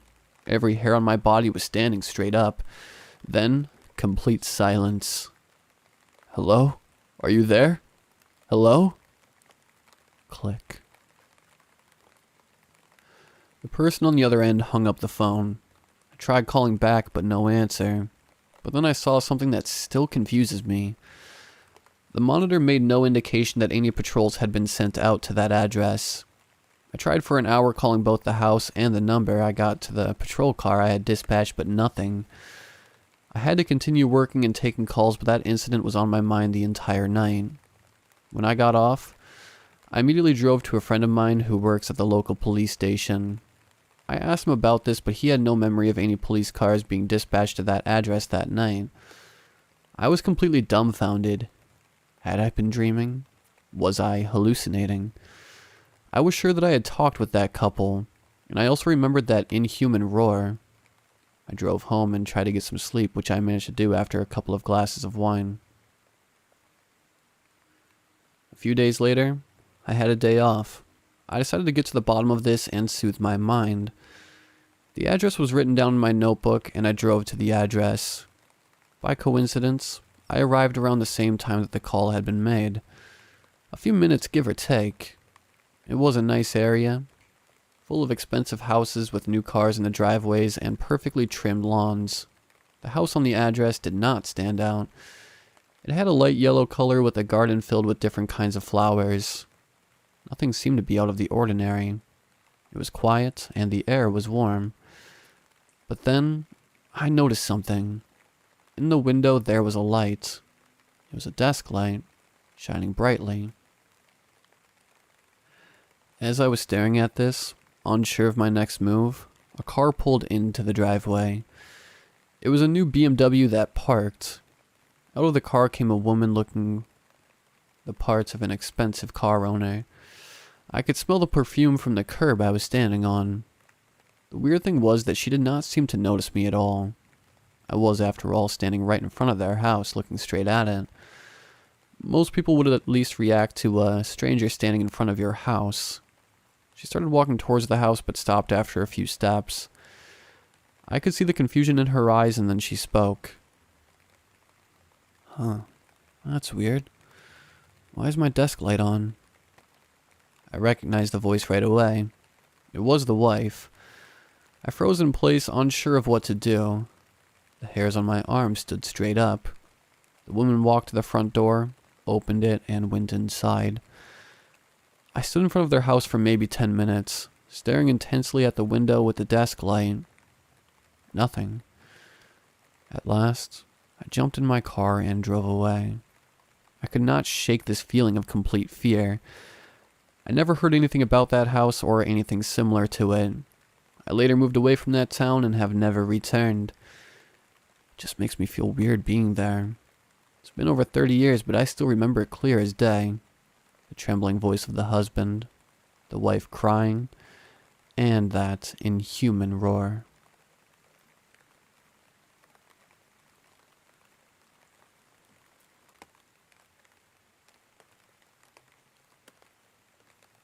You awake yet, son? I rubbed my eyes, turning my head towards the doorway to see my dad standing in the doorway in his usual blue overalls and white shirt. Well, I guess I am now. I replied in a groggy and tired voice. Not late for school, am I? Without saying a word, he gestured for me to follow him before turning around and heading back down the stairs. Quickly, I got out of bed, knowing from his blank facial expression that my dad was clearly upset. I picked up the pace in an attempt to catch up with my father, who was already out the door. Now at my father's side, I slowed down my pace to take in the beautiful sunny morning as we walked to the pig pen. When we got to the entrance to the pen, my father stopped walking. I followed suit. He got down on one knee right next to me as to be at my height level and pointed inside the pen. Anything seem odd to you? I was about to reply no when I noticed what he was referring to. There were only 4 pigs inside the pen, when there were usually 5. My heart sank when I remembered that I was the one who closed the pen last night. My father turned his head towards me. Look at me, boy. Slowly I turned to face him, worried that I would be punished for my mistake. Did you let one of the pigs get out? No. I started to reply. I'd never make such a mistake. My father continued to stare intently at me with his doubtful eyes, making me more and more nervous each second he held his glance. Finally, he pushed himself up and looked up at the sky and then back down at me. We'll talk about this later. You got school to go to. I breathed a sigh of relief as he walked by me and back into the house. I'd have some hours of school before whatever punishment awaited me. Before walking back into the house, I turned to the pen in front of me and began to wonder how one of the pigs managed to get out. I could have sworn I locked the gate tight. Oh well, didn't matter. I went back inside the old wooden house and headed straight for the kitchen. There, my mom was making breakfast in her favorite red apron. She turned her head to me and smiled. I heard you let one of the pigs out, she said in her deep southern accent. Yeah? I responded in a disappointed tone. Don't know how I managed to even... My mother raised her hand as a gesture to stop speaking, which I followed. It's okay, she started. I know it was an accident. Your father knows that too. He's just a bit cranky for now, that's all. Having been reassured by her, I smiled and thanked my mom. No problem. She replied in her usual upbeat and happy tone. Oh, come on, I made you breakfast. Finishing my breakfast, I changed out of my pajamas I had worn the night before into more presentable attire. After getting all ready, I sat on my bed and started shifting through my backpack in order to make sure I had everything. Homework, folders. Oh yeah, I almost forgot. I got up and went over to my dresser and opened the bottom drawer. I pushed away some clothes to the bottom of the dresser, where it sat. Pepper spray. I picked up the pepper spray and stuffed it in my back pocket. There were some rowdy teenagers that liked to scare kids like me while we walked to and from school. I managed to get my hands on some pepper spray without either of my parents knowing, just in case the teenagers ever get even more violent. After ensuring that I was all set, I made my way downstairs. Bye, honey. Have a good day at school. My mom said as I walked out the door. Thanks, Mom. I'll try. As I closed the door behind me, I walked down the old wooden steps to our porch, each making a creak as I stepped on it. I was about to make my way down the road when I stopped due to a question that had just popped in my head. Would pepper spray really be enough to stop them? I asked myself aloud. Sure, I'd be able to stun one of them for a good second, but that would just make them angrier. As I questioned the power of my pepper spray, a new idea popped into my head. Feeling a small smirk come across my face, I turned over to the large cornfield in front of our house. I could easily walk through the corn to hide from any miscreants looking to cause me harm. I thought it was quite clever of me to think of such an idea. I made up my mind. I was going to walk through the field to get to school. Sure, I wouldn't be able to walk the entire way to school through the corn, but I'd surely be able to walk a good distance in it, given its large size. I strode into the deep cornfield, pushing away any stalk that stood in my way. After walking for about a minute, I began to find the walk rather calming. It was just me, my own thoughts, and the endless sea of corn. I stopped for a moment to fully bask in the relaxing isolation. I took a deep breath as I stared up at the bright blue sky. Breathe in, breathe out, breathe in, breathe out, breathe in, crunch. My slow breathing stopped. My eyes widened. Did I really just hear something, or was my mind playing tricks on me? I heard it again. Crunch. No, my mind was not playing tricks on me. There was something else in here. I was horrified. What could possibly be out in here with me? Could it be the bullies? Could it be a wild animal? Could it be the pig? Wait, the pig. The thought of the pig being the source of the sound filled me not with dread, but with hope. Hope that I could redeem myself to my father and avoid punishment. I wasn't foolish, though. I knew that it was entirely possible that whatever this thing was, it could be dangerous. And so I cautiously tiptoed over there with my pepper spray in my right hand just in case. As I got closer to the sound, it became clear that it was eating something. Possibly the corn. I soon got even closer and began to hear the swarming of flies. I pushed away the corn stalks as I began to pick up the pace, sure that I was going to find the lost peg. A large smile formed across my face as I pushed away the last of the corn that blocked my vision. My smile quickly faded. At my feet was the pig, its stomach torn open and its innards spilt out. The flies swarmed over the carcass, eager to lay their eggs in its wounds. The only thing worse than the fate of the hog was what was kneeling over it, eating what remained. A humanoid figure with brown leathery skin was chewing at the meat left on the pig's bones, causing a crunching sound. I let out a loud gasp which caused this abomination to look up at me with its deformed face and black sunken eyes. The monstrosity stopped its feast to lunge at me. Thankfully, I was quick enough to spray it in the eyes, making it let out a screech of pain and stop mid-lunge. I used this to my advantage and began to run from it as far as I could. I heard that thing start to run behind me, somehow being able to catch up with me. I could hear its raspy grunts as it slowly came closer, soon sounding like it was right next to me. It swiped, pulling my backpack off instead of clawing me. Afterwards, it soon lost interest in me and stopped its hunt as soon as I got out of the cornfield.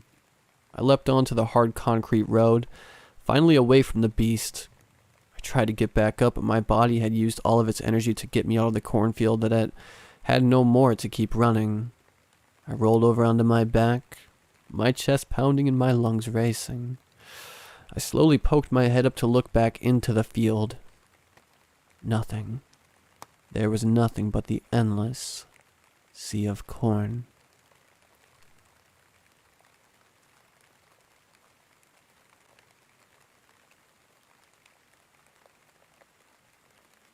Mom keeps the bottle on the top shelf, right out of my reach. I know it's on purpose. I'm not stupid. I've watched the liquid get closer and closer to the bottom. We'll be out soon. These days, Mom's at 3 on and 21 off. Started at 12 and 12, then 10 and 14, then 6 and 18, and so on. When she's awake, her time is spent pretending our days are normal. She toasts a dozen or so Eggos and leaves them in aluminum foil on the counter. Each morning, I forage through them. Have to be careful though. There's months worth of leftovers up there. Some have fungus spewing up the sides. Sometimes we talk during her 3 hours, but most times we don't. As soon as she wakes up, she springs from the bed like it's on fire. She doesn't freshen up or anything. Her teeth are beyond saving and she's stopped combing her hair. Not that she could if she wanted to. Her curls are too bunched up. If she tried to comb it, I think it would rip off like a bad wig. So she doesn't go into the bathroom for anything.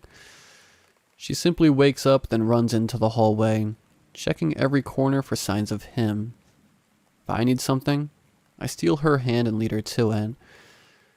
It's the only way to throw her off course. Ever since the visitor, I learned to do most tasks on my own. To wash my clothes, I boil water in the kettle, then pour it over a mixture of dish soap and toothpaste, for extra bubbles. I've learned to be very careful with the hot water because most times I have to do this naked. I always wait to do laundry until my clothes are too smelly to wear. I know it's my own fault. I'm not much of a think ahead kind of person. My teacher calls me a procrastinator, although in my defense, I don't turn in assignments at all anymore. When I'm at school, I spend my time asking kids if their parents have what we need. If they do, I do whatever I can to get in. But the last 3 weeks have been rough. The teachers caught on to my little game. Now no one makes eye contact with me. I never wanted to be a pest. I just know we're going to run out soon and I don't want to face the visitor alone. When the bottle was full, Mom gave me small swigs before her dose. It was normally enough to make it through the night. For the last few nights, though, she's kept it all to herself. Mom, please, I said, surprising her around the corner. All I need is a sip. My friend James said his dad has a prescription for back pain. We'll have more soon. There was no James. I didn't like lying to my mom, but I was desperate. She didn't respond. She shuffled past me, leaping over boxes and piles of clothes. I followed her into the kitchen where she stuffed more Eggos into the toaster. It coughed black smoke. Mom cursed and slapped it with her hand. I told her to calm down. If we lost the toaster, we'd be totally on our own. The stove was broken and covered in newspapers. The fridge had so much mold it looked like a bush. Without the toaster, we'd starve to death. Just a sip, Mom, I said. Just for tonight, please. You're young, she said. Moms need medicine. Old people were, sick. Sick. Don't you trust me? You know Don't you watch TV shows? Gray's phlebotomy. She laughed, but it sounded like it hurt. I can't keep my eyes closed for so long, I said, and I'm really tired. Mom looked at me. I hadn't seen her eyes in weeks. Red lines spun into the dark centers. At first glance, I thought they were bleeding. Kids don't, blah blah blah. Don't talk back to parents. I don't know, she said. Don't you watch TV?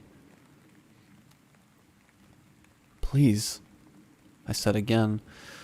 I grabbed her leg. She shook me off like a pesky dog. "Long day," she said. "I'm gonna lie down a bit." Mom pushed me aside and went into the bathroom. She grabbed the bottle off the top shelf and took a long, healthy sip. I reached up for it, but she slapped my hand. "Bad kid," she said, pointing down at me. She furrowed her brow, then walked to her room. I stood in the hallway and watched her door shut. A frame fell off the wall, joining the others on the floor. I looked at it. It was me and Mom, standing outside the hospital. A few months after that, she came home crying. She had her frame degrees in a cardboard box. That whole summer, the lawyer sat with her at our kitchen table, running through the details of the surgery. They pressed her on every little detail. How many pills did you take each night to sleep? Were you groggy in the morning of the operation? How was your mental state when the blade slipped? Why did you lie about the cause of death in the report? When the trial was over, she was acquitted. We went to the local diner and ordered cheeseburgers and milkshakes. She barely ate hers. She was in a funk, but I knew it would pass. At least, I thought it would. Then the visitor came. After Mom went into her room, I climbed in bed and closed my eyes. The sun was setting. Outside, cars drove slowly by our front yard. People always paused to look at us. Each time I watched their faces search our windows for signs of life. I knew how it looked. The grass was yellow and overgrown. There was no car in the driveway. The lights were always off. Sometimes, teenagers parked out front and tiptoed toward the front door. When they got there, one of them would turn the knob as the others giggled. Then all at once they would scream and run away, like our house was a ride at the carnival. Slowly, the sunlight turned orange, then red, then pink, then purple. I took a deep breath. I imagined sheep jumping over the moon, like Mom told me to. 1, 2, 3. The sheep were fluffy and graceful, casting cloud-like shadows on the craters. It was nice, but I still couldn't sleep. I pulled the blankets up to my chin. I took another deep breath. I watched TikToks. I turned on the TV, then turned it off, then on again. A static hum lulled my mind into blankness. But when the true dark came, I turned everything off and closed my eyes. I tried to make my body completely still. And I heard it. He was breathing. They were rough breaths. At the end of each inhale was a gasp. No air was enough. He wheezed and spit and coughed for whatever he could get, but it was never what he needed. I knew he was next to the bed. I could taste his hot, sour breath. I tried to picture those jumping sheep. 4, 5, 6. I tried to keep my eyes closed, but my eyelids were starting to spasm. I didn't want to see him. If I didn't see him, maybe I could convince myself it was the wind, or an animal, or a water pipe. But if I saw him, then I would know. Maybe if I opened my eyes really fast, I could just get rid of the pain. Okay, I can do it. I opened them quickly. He was inches from my face. I closed them again. It was no use. He was in my brain. His eyes were bulging and his mouth stretched in a horrified smile like a child wincing through a sharp pain. When he saw me, see him, he made a deep, wordless sound. I could feel the noise. It made me nauseous. It was heavy as mud, sloshing from his stomach and right into mine. Please. His fingers clutched my arm. I tried to shake him off, but he tightened his grip. His gray-green fingernails grew with each breath, pinching my skin like a pricker bush. I squealed. My lips pressed shut. I wanted to scream, but I couldn't. If I opened my mouth, I would taste his spit. With each new groan, acid rain poured onto me. I knew it came from his stomach. That was the organ Mom nicked. Please. I'm dying. Even with my mouth shut, I could taste his breath.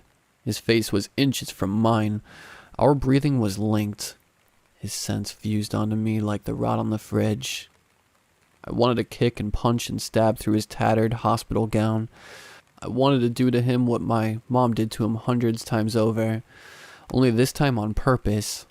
I wanted to watch the life drain from him, but those were useless thoughts. It was like trying to kill the wind. Instead, I thought about my sheep. Their legs looked like the old man's now, pale and stubborn, struggling to bend enough to jump. They made it a few feet before tumbling back toward the moon. Some got caught in the craters, falling into the dark pockets, suffocating in the atmosphere. 7, 8, 9. I used my fingers to keep my eyes closed. I tried deep breaths, but my lungs were filled with the visitor's spit. At a certain point, the sheep and the visitor became one. I tossed each one over the moon, but their bodies piled in the craters. I kept counting. 10, 11, 12, 13. When I hit 4,433, the sun came up. I opened my eyes. The visitor was gone. In the distance, I heard Mom curse as she slapped the toaster.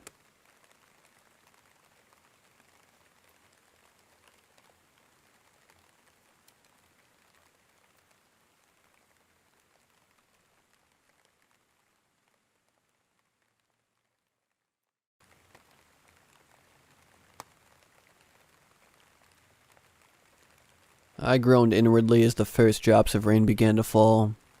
I had planned everything so meticulously, the exact date so it wouldn't interfere with work, the flight booking, searching the internet for hours on end for the perfect location, only to overlook something so obvious: the bloody weather. I cursed under my breath as the rain picked up momentum, covering the windshield of my newly rented car. To make matters worse, I was starting to think I was lost. I was out here because I needed to get away from it all. Eat, sleep, work. The same routine month after month. It was driving me crazy. So I decided to take advantage of my paid leave and book a log cabin all the way in Finland. Just me, alone in a forest in the middle of nowhere for an entire week. So here I was, on some obscure network of roads, surrounded by dark, impenetrable woodland. The wind whistled like a siren as I tried to figure out the direction I was supposed to be heading in. At this point, the drumming of the rain was all I could hear. My GPS had lost signal and I could barely see through the windows. I could just about make out a yellow blur through the windshield, which I assumed was a sign offering directions. I rolled the window down, hoping to read it from the shelter of the car, but winced when the water immediately splashed inside. I rolled the window back up. This wasn't my car after all, and I had to return it in perfect condition. Steeling myself, I pulled the hood of my jacket up and opened the door. Immediately the rain hammered itself upon me in a relentless fashion, leaving me drenched as I miserably trudged towards the bright yellow sign, which fortunately had what I was looking for. The resort where my cabin is located should be no more than 2 kilometers away. I was about to turn and leave, but from the corner of my eye, I noticed some words hastily sprayed on the sign. Beware of the VI. What on earth was that supposed to mean? No idea. The letters were washed out and fading, and it wasn't visible to read the rest of the word. I shrugged it off. I was only getting wetter the longer I stayed out here, so I hastily walked back to my car. Throwing it into gear, I stepped on the accelerator and made my way down to the cabin, feeling ever so slightly uneasy. The sky was black as char by the time I reached the cabin, but the moon cast just enough light to see the surrounding area, painting an eerie glow over everything in sight. I was in a clearing surrounded by tall pine trees with branches that swayed in the wind. It looked like they were waving at me, but not in a particularly welcoming fashion. I parked the car just in front of the cabin and hurried to the door, bringing my bag with me. I unlocked it and stepped inside. It was dark inside the house. I was going to have to hook up the generator tomorrow to get the lights working. For now, I used my phone's flash to guide me upstairs to the bedroom, changed out of my wet clothes, and lay down on the bed. It took me a long time to finally sleep. The rain hadn't eased off the slightest since yesterday, so I was stuck indoors. I spent most of the day exploring the cabin, which had a pretty simple layout. The ground floor had a living room with 2 leather couches and a log fire between them. Across from it was the kitchen, which luckily had running water. Upstairs was the bedroom I slept in last night, a bathroom, and a small additional room which I assumed was for storage. I happened to be in that room now, slumped against the wall playing games on my phone to pass the time, miserable that my plans of exploring the great outdoors were ruined. I also couldn't figure out how to start up the generator, so the house had no electricity, which meant no lights. I admit, I lost track of time, and hours later I realized it was almost midnight. I hauled myself up, and upon turning the flash on my phone on, I saw something I hadn't noticed before. A scrunched up piece of paper pushed into the corner of the room near the doorway. I picked it up and smoothed it out, squinting to read the hastily scrawled message. When the visitor comes, don't let it in. My feeling of unease grew as I remembered the warning I encountered on the sign yesterday. Could it possibly be related to this? Who on earth was the visitor? As if to answer my question, something started knocking on the front door. If I was uneasy before, now I was completely creeped out. Rather than go to the door, I quietly made my way to the bedroom, which faced the front of the house, and tiptoed to the window. I couldn't see the doorstep, so I held my breath and slowly opened it, craning my neck to see who it was. Through the darkness, I could see the silhouette of someone standing by the door. Whoever they were, they didn't look particularly tall or threatening. The cabin wasn't far off from the road. Perhaps their car had broken down or something and they needed help. Still, I wasn't taking any chances, so I grabbed the curtain rail from the top of the window and pulled it down to use as a potential weapon. Quietly, I walked down the stairs to the front door and looked through the peephole. I breathed a sigh of relief when I saw who it was. An old, harmless-looking woman. "Hello?" she called out. "Anyone home?" I turned the key and opened the door, seeing her properly for the first time. She was definitely old, probably in her 60s. What the hell was she doing out here in the middle of the night? "Hey," I said, "is everything okay?" "Well, you see..."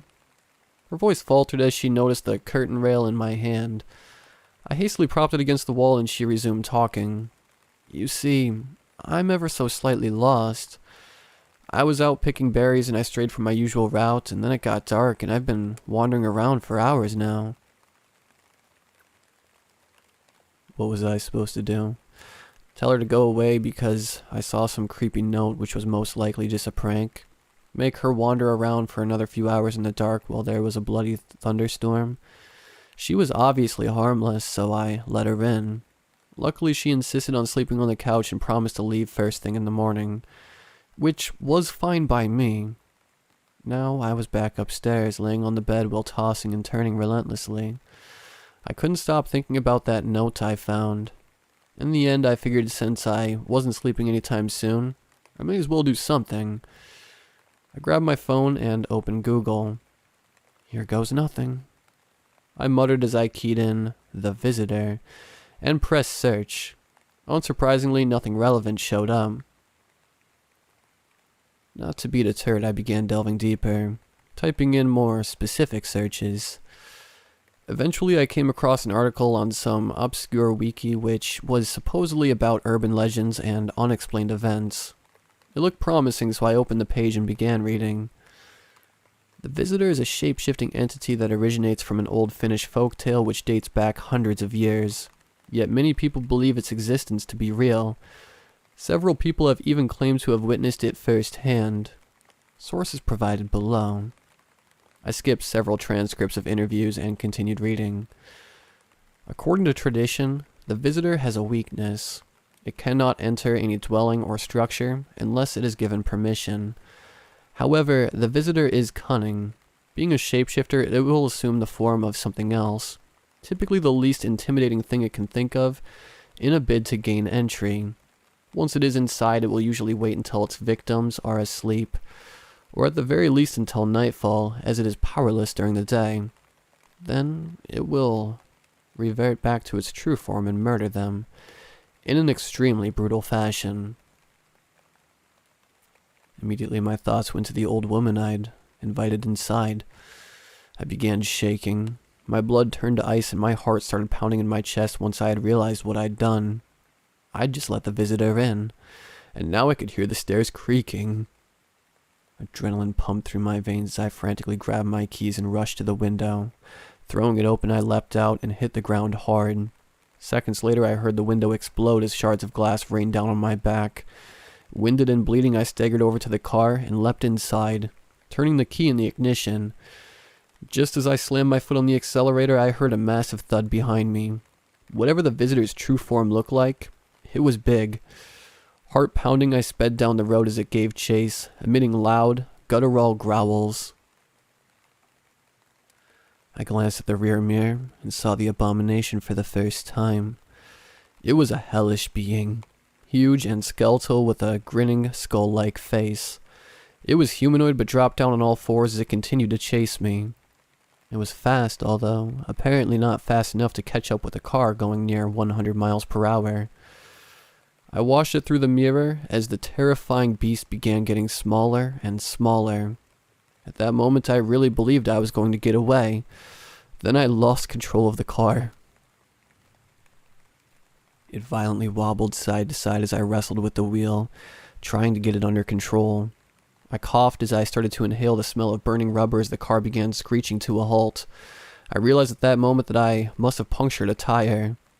I desperately tried to get the car to move, but it was no use.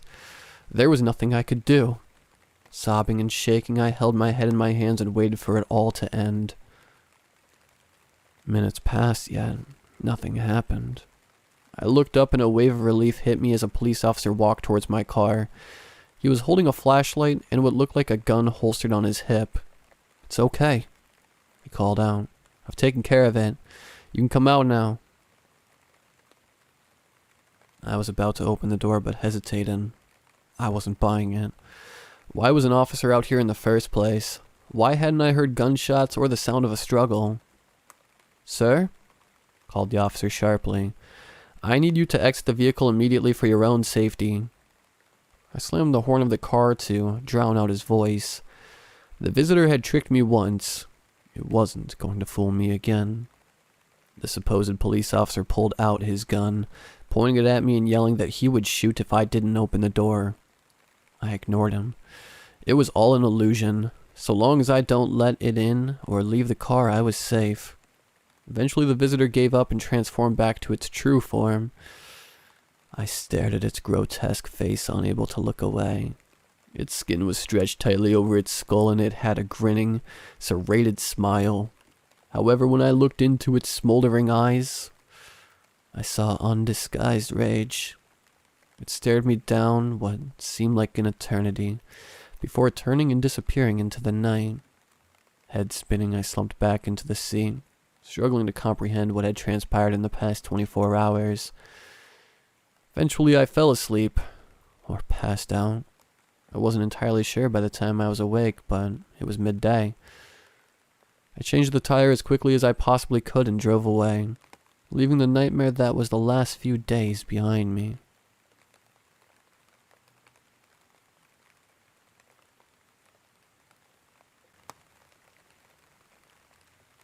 I'm writing this down as I hide in the bathroom. There's a horrible wolf thing and it's roaming around the library as I speak. Let's just start at the beginning. It was morning when I woke up. The sun was shining and everything around me was cheerful. Except me, of course. It was a Monday when I was making a bowl of my favorite cereal. I sat down and picked up my phone. I was scrolling through it when I saw a reminder. The reminder read, make sure you go to the library at 8:30 for a job interview. I completely forgot about my job. There was no more time for cereal. I had to go to my interview. I ran down the stairs in a hurry and opened the door. I was running so fast that I forgot it was still winter. I slipped on some ice and ran into my car. My face was hurting now when I reached for my nose. When I felt around, there was no sign of blood. I reached for my car door and opened it. I started my engine and booked it to the library. I was barely there in time. I opened the door to the library and sat inside. I saw a door that said manager and opened it. There was a person sitting at the desk. The manager, I suppose. He stood up and greeted me. Good morning. Are you the new worker? His voice was gruff. Well, yes sir, I am. My name's Jacob. The manager waved me away. Yeah, my name's James. So kid, you sure you want this job? James looked serious now. Well, yes James, I need it. I hated how whiny my voice sounded, but James didn't notice. Well, Jacob, are you good at following rules? He looked at me, his eyes narrowing. I wasn't really, but it was a library. Wouldn't be too hard. Yes, I am, sir. My voice cracked as I looked at James' narrowing eyes. Good. Okay, Jacob. Come back at 10:30. That is when your shift will start. I looked at him confused, but not daring to say a word. Okay, sir. I'll be there. I was about to turn around when James spoke. Wait, there's something I need to give you first. James gave me a piece of paper, and on it were rules. It was almost 10:30. I had to go to my job soon. I didn't even bother to read the rules. I looked at my watch as it said 10:25. I walked out of my house and into my car, the rules in my hand. I scoffed at how weird this was. Wouldn't the library be closed at this time? I looked at the list of rules and decided I would read them when I got to the library. A few minutes later, I saw the old library. It looked even worse at night. The cracked windows, the faded paint, and the brown grass surrounding the building. The library was always creepy. That's why I never went near it as a kid. But now I have a job in it. I opened the library doors and sat down at the front desk. I picked up the rules and looked at them laughing as I read them. Rule 1. If a customer comes in, give them whatever they want.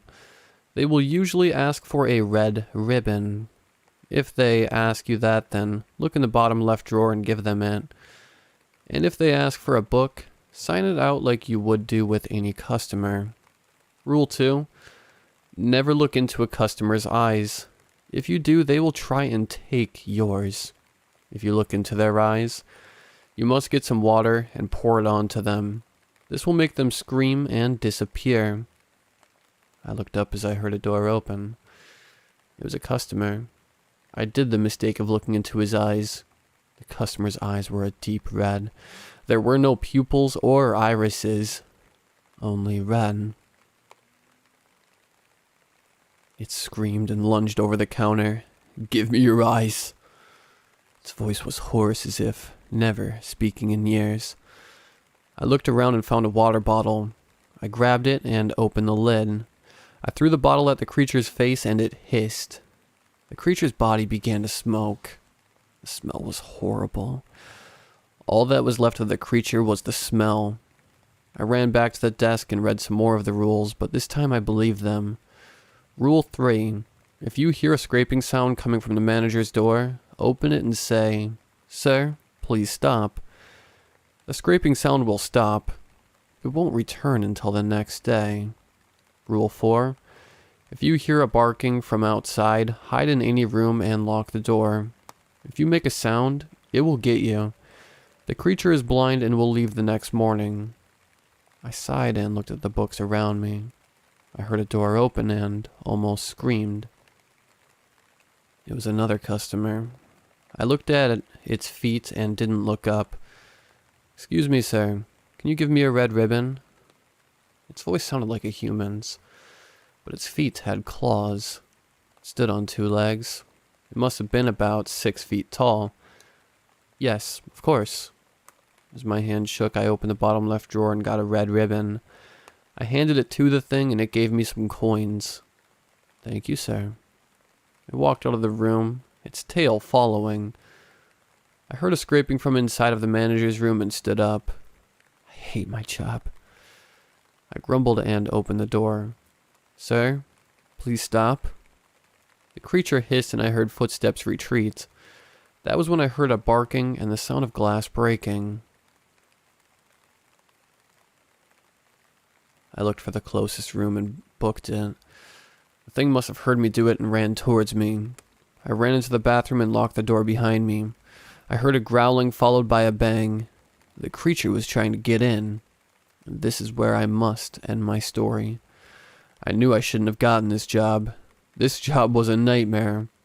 My phone is about to die and I didn't read all of the rules. I will do nothing until it is morning. The manager said he would be back at 6. That is 3 hours away. My job will be rough. It's 4 a.m. in the morning and the barking has stopped. I'm afraid to open the door. I should have got the rules list so I would know what to do. But now the boredom got a hold of me and I might open the door. I'm afraid that if the wolf creature is still there, it would get me.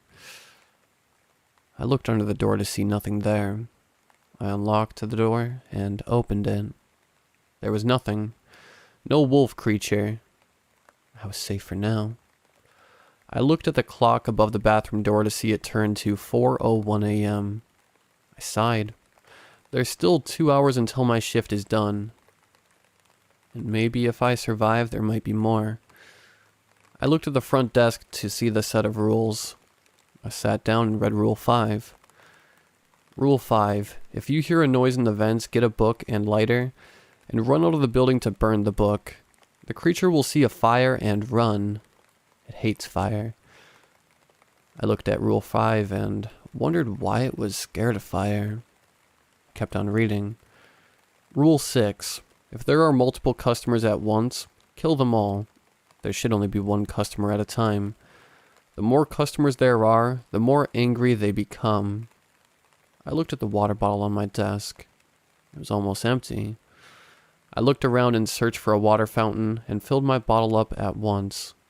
I noticed a small glow coming off one of the books. I quickly looked at all of the rules again. Rule 6. If a book is glowing, put it outside. The more I looked at the book, the more it glowed. After a few minutes, I couldn't take it anymore. I threw the book outside and headed back inside. Rule 8. If you see a tall creature with a hat and a human-like face, that's Sam. Sam is a nice creature. He will help you out with the books, if you give him the glowing book. The glowing book should be outside so you won't have a problem with Sam. I looked outside to see the glowing book. I looked at the clock to see that it was 4:37. Rule 9. If you feel a tap on your shoulder, do not turn around. Just don't. This is probably the most important rule. If you turn around, you will see nothing. If you turn back around, though, you will be greeted with the trickster. The trickster will then paralyze you until morning. And let's just hope you survive by then. I felt a tap on my shoulder and was about to turn around and realized it was the trickster. I looked in front of me, but it was hard. It was like the trickster was pulling me in. I looked at the rules again to see if there was anything to do. Rule 9. If you are visited by the trickster, then make sure you stand up and say, "Damn, I need a break." When you say this, walk to the restroom. The trickster should leave you alone for now. I looked at my feet and sighed. I stood up. Damn, my back's killing me. I need a break. I ran towards the restroom and closed the door. That was close. I sighed. This time I had the list of rules in my hand. Rule 10. If you hear laughter coming from outside, close your eyes until it stops. I looked at the clock. It was 6:35. A searing pain went through my hand as I looked down on it. Where fingernails used to be were claws, and where flesh was were blue scales. My skin was starting to burn and I held them. I had to get out of here. I grabbed the rules and went into my car. As I got inside my house, I read the rules again. Rule 11. Don't stay longer than your shift. You must always leave at 6. If you don't, you will turn into one of the creatures like Sam. I drove as fast as I could to my house. My hand was on fire, and so were my eyes. I heard a scraping in my car and pulled the brake. I looked behind me, but there was nothing. I inhaled as I heard the scraping again. It was getting louder. I turned around again, but saw nothing. Who's there? Show yourself. As I spoke, the scraping stopped.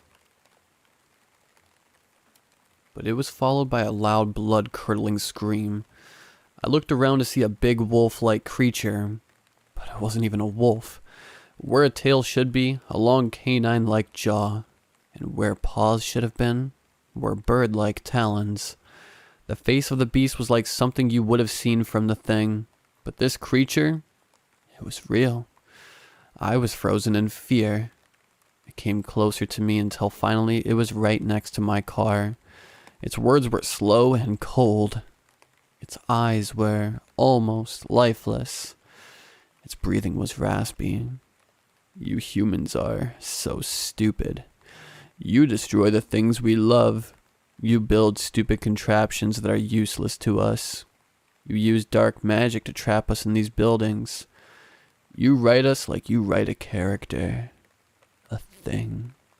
We used to live in peace, but you humans became filthy with greed. You are what plagues this world. After the thing stopped speaking, I gasped. What does it mean by trapped in buildings? I looked out my window again, but it was gone. All that was left was a single piece of paper. All that was written on it was, "You are different somehow. You listen, but you don't follow through with what you need to do. Human, if you want to live, then you need to help me. Destroy the library, and you will be fixed of any mistakes you have caused. Please, human, help us." It's hard to sleep, and seeing that your hand is scaly and blue, I decided not to sleep today, so everything sucked. I stood up. My body was sweaty and stiff, and slowly I walked to the bathroom. I needed to brush my teeth. I opened the wooden door and grabbed my toothbrush. I looked in the mirror and was horrified that one of my eyes was bright green. I looked at my other eye to see that it was still brown. Today will be interesting. I squirted some toothpaste on my toothbrush. Its minty scent making my mouth water. I brushed my yellow-tinted teeth and spat out the toothpaste. I looked at my phone to see it was almost 10:30 p.m. I went into my living room and grabbed my car keys and a list of rules. I looked at the list and realized that something was off. There was no 7th rule. I looked over and over again, not seeing the 7th rule. The hell? What if I break it? I'm so screwed. I grumbled under my breath. I was about to open my front door and realized that I needed gloves for my hands. I walked into my kitchen and opened a drawer. There was a pair of light gray gloves in it, along with toothpicks. I ran towards my front door and opened it. I slammed my car door shut and sped to the library. I almost ran into my manager, James. Jacob, what are you doing? I looked at James and gasped for breath. Sorry, I didn't want to be late. James looked at me confused, looked at his watch and croaked. Well, okay. Get in there before customers come. I opened the door to the library and realized I needed to ask James about Rule 7. I ran back outside and looked around. Wait, James. James wasn't anywhere to be seen. Then I remembered that my car was the only car there. I looked around and saw nothing but shadows. I shrugged it off and went back into the library. I looked over the rules again and spotted that where Rule 7 should be was pen ink crossing it out. All I could make out were Rule 7, don't trust the person named J. There is no man. That was all I could make out. I looked at the 7th rule again. What did it mean by man? Was there a man here before? Probably, but why cross it out? Is the man a dangerous creature? I gasped as I heard laughter. I looked over the rules again and remembered Rule 10. I closed my eyes immediately. I could hear kids laughing, but it didn't really sound like laughing. It was mixed with sobbing and screaming. I opened my eyes a little and immediately the laughing got louder. Felt like my head was going to explode. My eyes closed and my ears started to bleed. But finally, what felt like hours, the screaming stopped. I opened my eyes as little light blobs ran across my vision. I closed my eyes again and shook my head.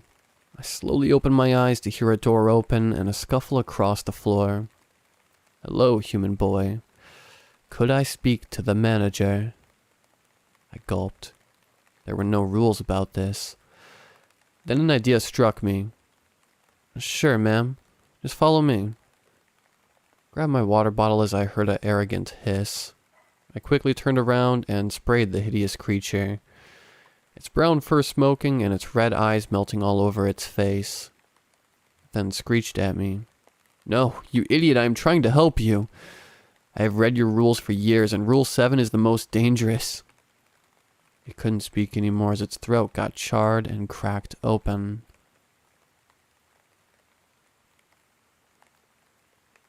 I huffed as I heard a scraping from the manager's room. I opened the door and spoke calmly. Sir, please don't do that. It scratched the door again and retreated. I sighed as I remembered what happened yesterday. I was about to scratch my ear as I remembered there was blood. I grumbled as I saw some cloth on the table, grabbed a piece of tape, and taped the cloth over my ears. I shouldn't have done that because the cloth muffled the sound. I barely heard the sound of the door opening, and a bark after that. As I heard what sounded like barking, I booked it for the bathroom again. As I closed the door behind me, I heard the ripping of flesh and a screech that sounded like a customer. I grumbled as I took off my temporary bandage. Now I heard everything clearly. The barking stopped as I heard paw steps retreat, or what I thought were paws. I looked at my phone to realize that it was almost 6 a.m. I unlocked the door and headed towards the exit of the library, and I almost ran into James again. Whoa, Jacob, be careful. I stifled a sigh as I remembered Rule 7. No, wait, James. What's Rule 7? James' face went white and he stared at me. He took a breath to calm down. Nothing, Jacob. I made a mistake and crossed it out. I looked at him and wondered, why didn't you change Rule 8 to be Rule 7? James looked at me, his eyes narrowing. Like I said, Jacob, it's a mistake. Guys, I need help.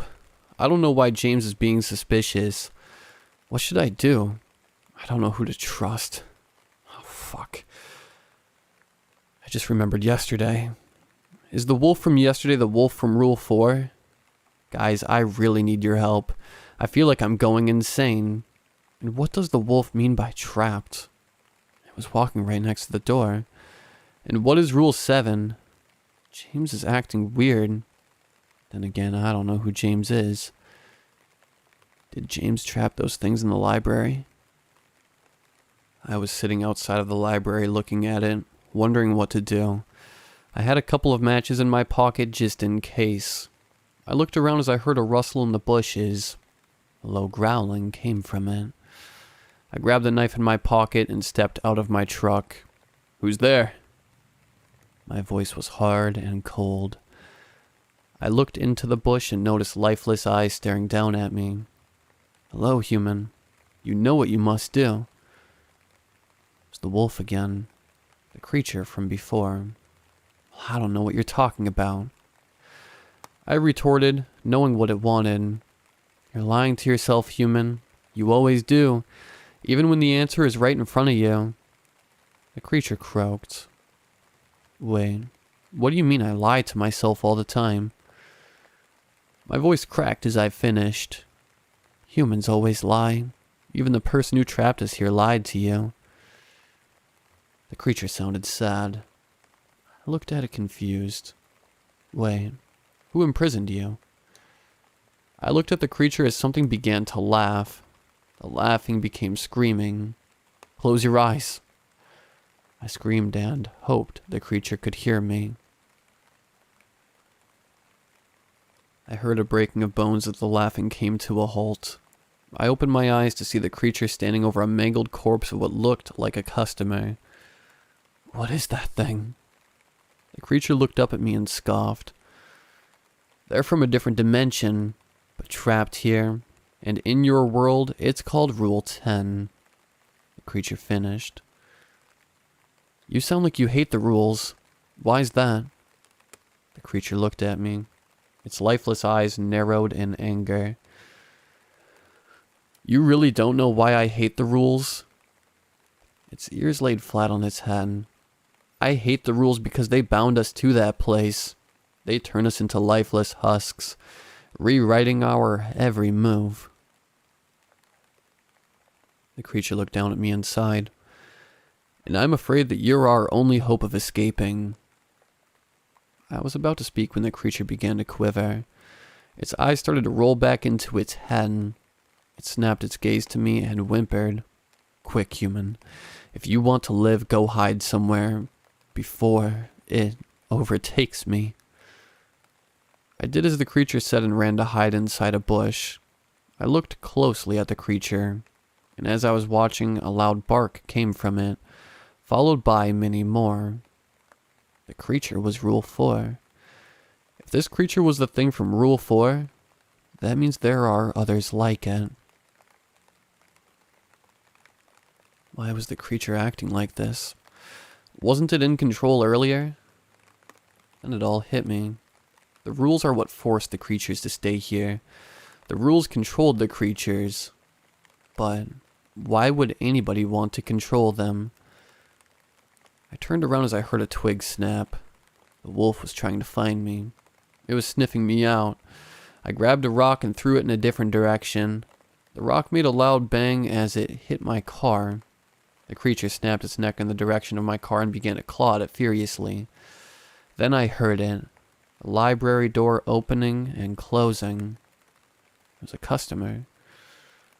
I looked at the wolf as it charged for the door. The door splintered into pieces as the wolf came charging in. It grabbed the customer and pulled it outside. It screamed as the wolf began to bite into the customer's arm. The customer wailed as the wolf went for the throat. The wolf ripped out the throat as the customer went limp. I turned away as the scent of copper came flooding into my nose. Familiar ringing came in my ears. Human, are you there? I turned around and looked at the wolf. The wolf looked around as it spoke. Human, it's okay. After I killed the creature, I changed back. I sighed as I walked out of the bush. I looked at the sky to see that it was becoming dawn. So what happened? The wolf seemed to grow larger as it looked down on me. Like I keep saying, humans, the person who trapped us here bound us to the building and is controlling us with the rules. I looked up at the wolf. I was an idiot. I completely ignored the facts. I heard footsteps approaching. The wolf sniffed the air and ran into the woods.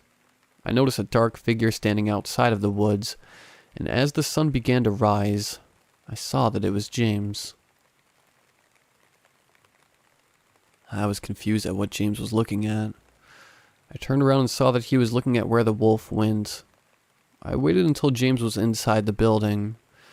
I slowly walked out of the woods, careful not to make a sound. I didn't want James to see me coming from the woods because he was acting weird. I opened the door to my now very broken truck. I found my key, and started my engine. James looked through the window and looked at my truck. He watched me as I left the library. I was going down my street as I heard a whisper. I turned my head and saw lifeless eyes. Human, you must burn down the library before he has his grasp over this planet, too. I stepped on my brakes and fully turned around. What do you mean, Wolf? The wolf narrowed its eyes and growled. Foolish human. Why does it have to be you? Why do you have to be the one to save us? I looked at the wolf, wondering why it couldn't burn the library. Wolf, why can't you just do it? It looked at me. Well, human, since I'm bound to the library, I can't destroy it. And since you're not, you can. I looked up at the wolf's lifeless eyes. And why should I trust you, wolf? How do I know the library is protecting us? The wolf lashed its tail and barked. Because, human, in a few days the witch will get more and more powerful until he has enough to control this planet. And if you don't want to be controlled, I think you might want to burn it down. The wolf was right. Whoever made the library was getting more powerful. I needed to stop them before they could control me. I drove to the library as fast as I could. I opened my door and slammed it shut. I saw a light flicker inside and saw James. I went into my pocket and grabbed my matches. The fire in my hands was bright. I threw the match at the wooden door and it began to burn. I went into the forest to grab some dead leaves. Anything that was dry, and burn it. I was about to put a dead log into the burning building, but I couldn't move. My body trembled and stopped. I heard a familiar voice in my ears. Foolish boy. Should have listened to the wolf. Soon I will have enough power to control everything. You shouldn't have listened to me. You shouldn't have got this job. You shouldn't have listened to Rule 7. Rule 7. Don't trust the person named James. There is no manager.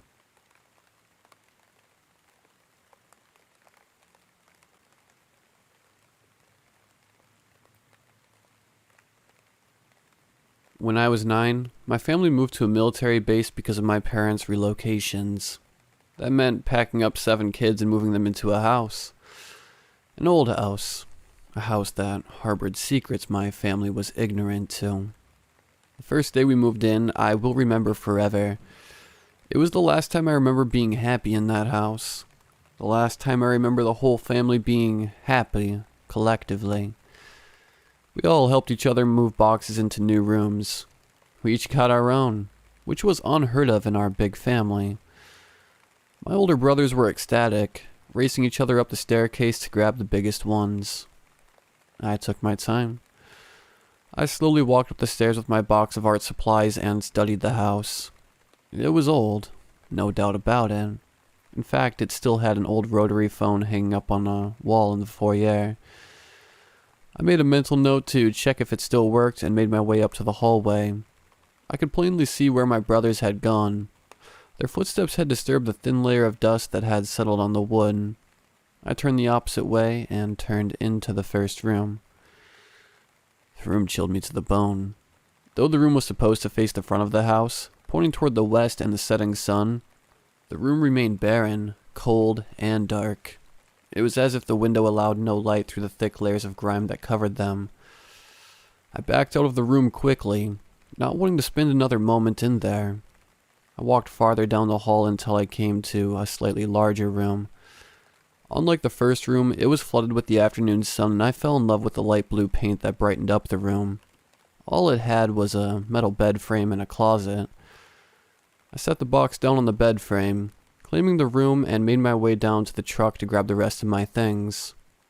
Hours later, my brothers, all 6 of them, decided to explore the house.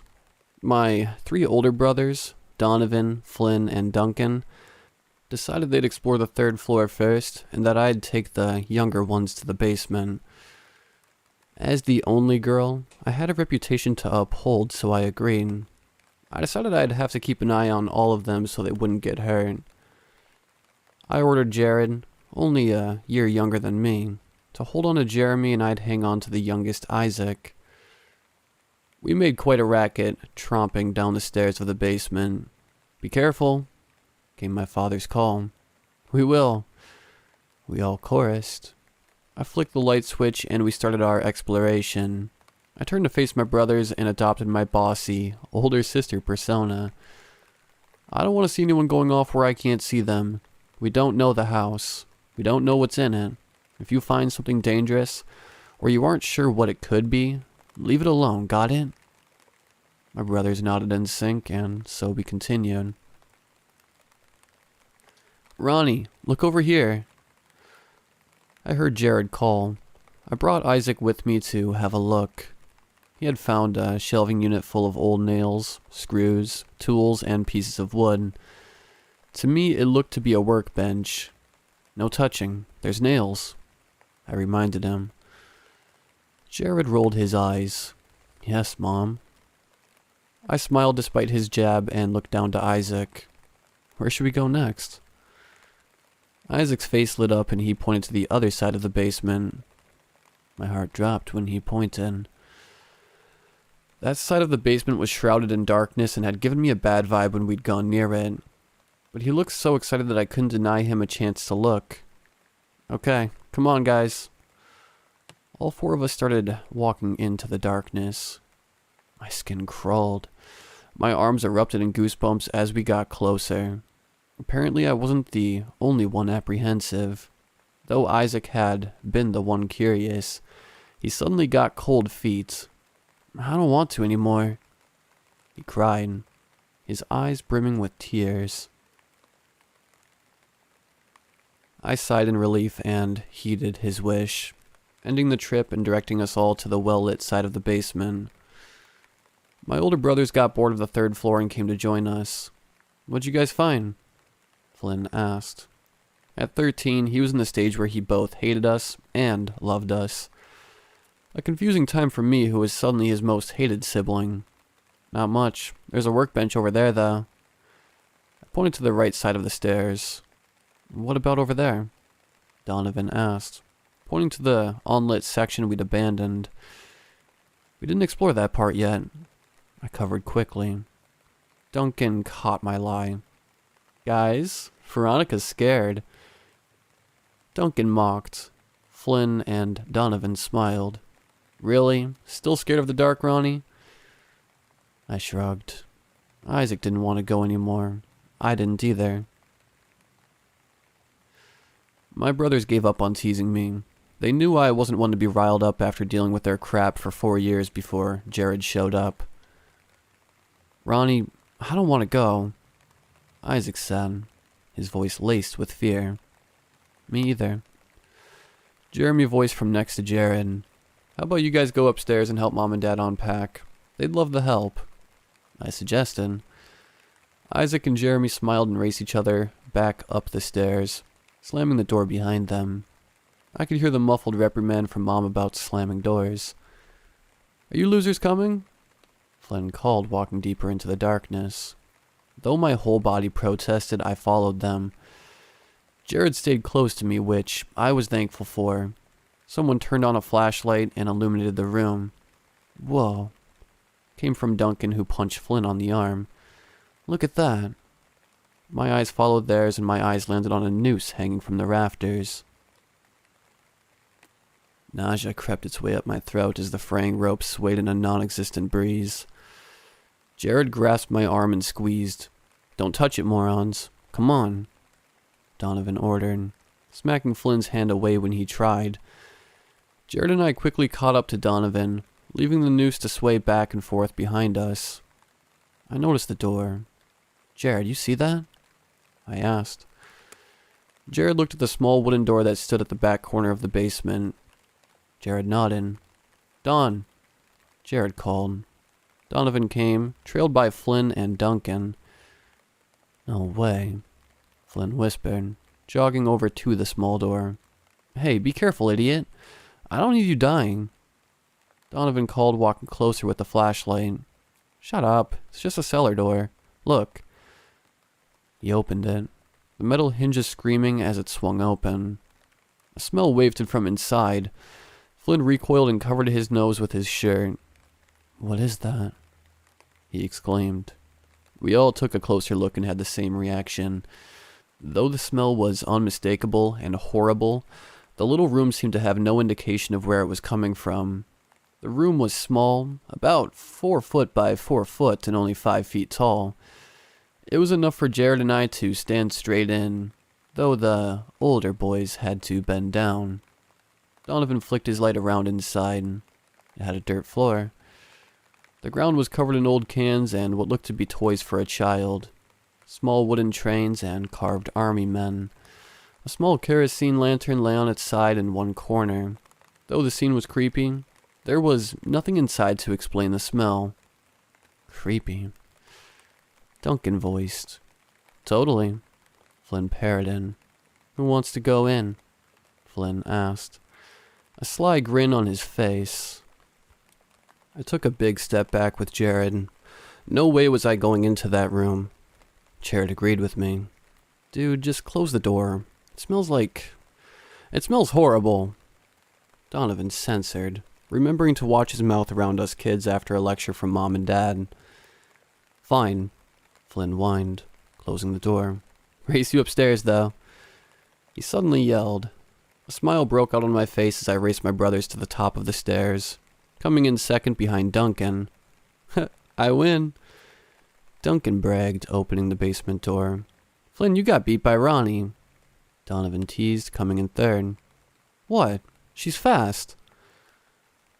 I didn't tell them the reason I was so fast was because I was terrified of the basement and that tiny room. Something inside there made me feel sick and wrong. Something old and dark. Weeks passed by. I started to notice just how oppressive the house was. I also noticed how it affected us. Donovan was much more sullen. He was always in his room with his music. He didn't play with us kids anymore, and he sure as hell didn't talk to us anymore. Flynn and Duncan became more reserved. Their playful, competitive nature seemed to dull and taper off. They were very close in age, only 10 months apart, and so when they started sharing a room, we really didn't see the issue with it. That is, until the only people they seemed to talk to were each other. Jared attached to me. He'd always been close. He was my kid brother, my best friend. But as the weeks crawled by, he seemed to become my shadow, following me everywhere. I didn't mind. In fact, I felt he was safer if he wasn't wandering through the halls of that house. Jeremy became irate. He was always a quiet kid. He played quiet. He cried quiet. He did everything quiet. That is, until the house. He would throw these tantrums of epic proportions. He was 6, but he threw fits of something half his age. Anything could have set him off. It could have been Donovan sitting next to him at dinner, or maybe I walked past him in the hall and accidentally brushed against him. Everyone avoided Jeremy. Isaac? I think Isaac was more like me. He didn't change much. In fact, he seemed hyper-aware of what was happening. Jared, Isaac, and I would all bunk in my room most nights. It seemed mine was the only one they could sleep in, and I didn't mind at all. I welcomed it. The longer we stayed, the worse Jeremy got. One day, Donovan went missing. I was the first one to notice. He hadn't come down for lunch. I walked upstairs to his room and knocked. He didn't answer like he usually did. I opened the door and he wasn't there. That was highly unusual for him. In fact, it sent cold fear through me. I knocked on Duncan and Flynn's room. "What?" Flynn called. "I can't find Donovan," I called through the door. The patter of footsteps indicated someone was coming to the door. Duncan opened the door, his eyes marred with deep bags. All us kids seemed to have them. "What?" I pointed down the hall. I checked his room. He never leaves his room. That seemed to alert Duncan and Flynn to start looking. Jared and I checked all the bedrooms and bathrooms. We checked the third floor. We checked the playroom and then made our way downstairs. Somewhere along the way, all 5 of us ended up at the basement door. Duncan opened it and walked down the steps, followed by Flynn. Jared and I looked at each other. Isaac pulled on my hand. "Come on," he said, pulling me down with him. Duncan and Flynn checked the workbench first, but didn't find him. Then we looked over to the left side. It seemed darker. I hadn't been down there since the day we moved in, but the darkness seemed thicker, deeper. Isaac and Jared grabbed each of my hands. I squeezed. Duncan and Flynn started yelling suddenly. We raced over and came upon a scene I'll always remember. Flynn had tackled Jeremy. He was holding him down in the corner of the basement. Even though there was a 6-year age gap, Flynn was struggling to keep him contained. Duncan opened the small door which had been stuck. Donovan came flying out, covered in dirt and grime. His face was covered in tears, chest heaving. "Dude, what happened?" Duncan asked, trying to help Donovan up. Donovan struggled to stand and looked at Duncan with wild eyes. He locked me in," he stuttered, his voice shaking. "Who?" I asked. Donovan looked at Jeremy. He held the door closed, and he wouldn't let me out. He kept laughing.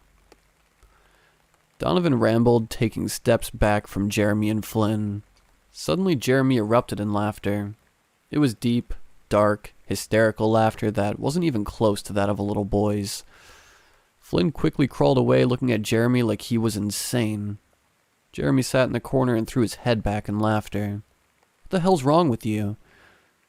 Duncan exploded at Jeremy. "You could have killed him. There's no circulation in there. He could have suffocated." Duncan yelled. Jeremy's laughing stopped as soon as it had started and faced us. A smile slowly crept along his face. "Yay," he said and laughed again. We told our parents what happened. They forbade Jeremy from going into the basement again. Donovan seemed fine, though shaken. I asked him what had happened, and he simply looked at me and said, "There's something wrong with him, Veronica. He's not..." And then he trailed off. I knew what he was thinking, though. Jeremy wasn't himself anymore. It happened again. Next, it was Flynn. Then, it was Duncan. I feared it was me next. I was terrified of my brother, and I hated it. I hated the house for making him that way. I hated the basement most of all. It lived down there. It festered all its hate down there. I remember the day it was my turn. Mom and Dad left us home alone for the upteenth time. Donovan had orders to watch us all. Never did, though. He locked himself in his room and played his music. I was downstairs making lunch for the younger kids. I was finished making the sandwiches and poured a glass of milk for Jared and Isaac. I didn't do it for Jeremy. He spent all his time in the basement anyway. He never came up when I called, so what was the point? "Ronnie," came Jeremy's sing-song voice. It chilled my blood. "What?" I asked quickly. "Come downstairs."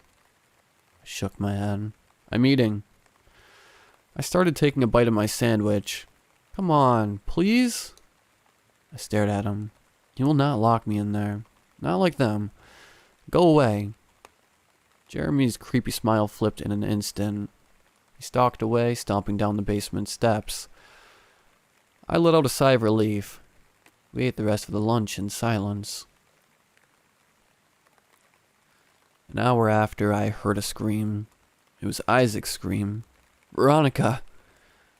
I heard him call, sobs following after. I ran down the steps and flung open the basement door. At the bottom sat Isaac holding his arm. "Jared, call Mom and Dad." Jared gave a quick nod and ran to the landline. I ran down the basement steps. "My arm," he sobbed, holding it to his chest. "Let me see." He removed his other arm, and I almost gasped. but contained myself. His elbow was bent at an unnatural angle. Broken, definitely. "What happened, bud?" I asked, taking my jacket off. I was always cold in the house. Always. I ran to the workbench and grabbed some shears, cutting part of it to make a makeshift sling. I was walking by the basement door and then Jared... I finished tying his arm to his chest and then stopped. "Jared did this?" Isaac nodded. "He pushed me," he said. I heard quick footsteps behind me. "Isaac, go upstairs as quick as you can and get Jared. Tell him to get done." Something grabbed my hair and I was yanked backward, being dragged by something unnaturally strong. I managed to hear Isaac's quick footsteps as he ran upstairs. I knew it was Jeremy. I could hear his laughter. "Jeremy, let me go," I yelled. Tears poured down my cheeks from the pain of him pulling my hair, coupled with the concrete scraping my back and shoulders. Too quickly we stopped. I heard the screaming of the hinges as the door opened. I twisted around to see the old cellar door. "Jeremy, no. Please, please don't." He grabbed me and somehow managed to shove me into the room and slam the door shut. The dark was suffocating. My heart was beating so fast I thought it would explode. "Jeremy, please," I screamed, banging on the wooden door. I knew it was pointless, but I had to try. I heard the unmistakable sound of a match being lit from behind me. I whipped around to find the kerosene lamp being lit with a match by a small boy about Jared's age. He put the match out and then looked at me. "The screaming won't do. He won't listen," the boy said in a hushed voice. "Who are you?" I asked. The boy smiled and extended his arm. "Hi, I'm Kent, but you can call me the boy. Everyone does." I pressed myself against the wooden door and stared. He wasn't from my time period. He wore dirty overalls and no shirt. His feet were bare and caked in dirt along with his face and hair. "You're different than the rest. Most scream." I shook my head in disbelief. "You're dead." He smiled, his teeth, or lack thereof, showing. "You're quick, too. I was locked down here just like you.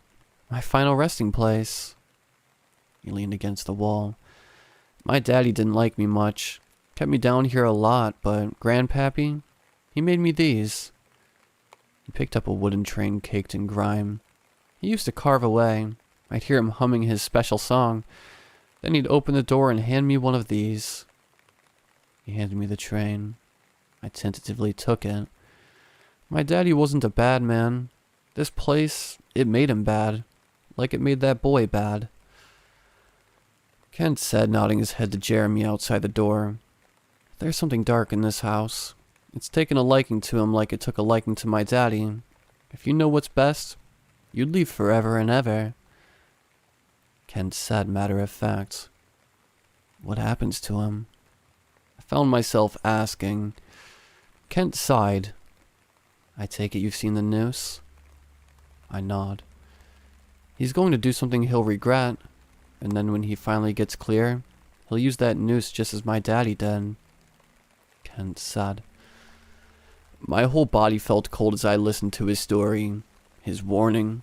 Was Jeremy capable of murder? Could he kill us? "I have to go, but if you come back down sometime, I'll tell you the rest," Kent said, picking up the lantern. "You'll be fine. You're a smart one." And then he blew out the flame. I didn't have time to be afraid of the dark. Suddenly I fell back into the basement and Donovan was standing over me. "Ronnie," he cried, lifting me up and hugging me tight. "Come on, Mom and Dad are coming home." He picked me up and took me up the stairs. I could have walked, but I let him. Isaac got a cast. We all signed it. Jeremy was admitted into the hospital psych ward. When we all corroborated Isaac's story and Mom and Dad realized Jeremy had locked 4 of us into the cellar, they knew something had to be done. As long as Jeremy was away from the house, he was fine. He didn't show signs of violent behavior. Visiting him in the hospital was the only time I'd seen him like himself in months. I finally convinced my parents to leave. Dad was getting relocated anyway. We packed all our things and we said goodbye to that evil house and the thing that lived inside. I fear that if we'd stayed just a bit longer, one of us might have met the same fate as Kent and his family. I never lost the memories of that house. When I got my first laptop at age 21, I looked it up. It had a long history, but somehow I came to what I wanted to find. In the early 1900s, there was a man named Peter Atlas who bought the house along with his father, Gregory Atlas. Peter had a son, Kenneth Atlas. They lived there for 3 years. When the mail started piling up and they hadn't been to church, a neighbor stopped by. He found Peter first in the basement, hanging from the noose. Gregory was found in the garden, buried. Kenneth was found in the cellar. He had asphyxiated from being locked inside for a day. Every year I check to see if someone's moved in. It's listed on a website online. All it is a quick search. For years it's been empty. Since we moved back in 1983, it's been empty. Today the website listed it as sold.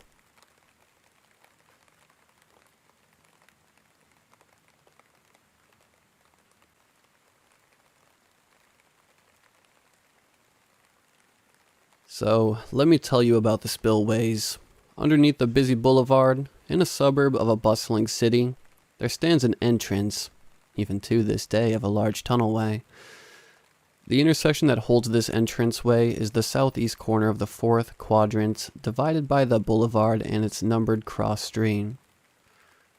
The northeast corner hosts a cathedral of sorts. Not sure what religion it houses, but it's there. The more uneventful corner would be the southwest corner, which housed homes of people who lived in the surrounding area.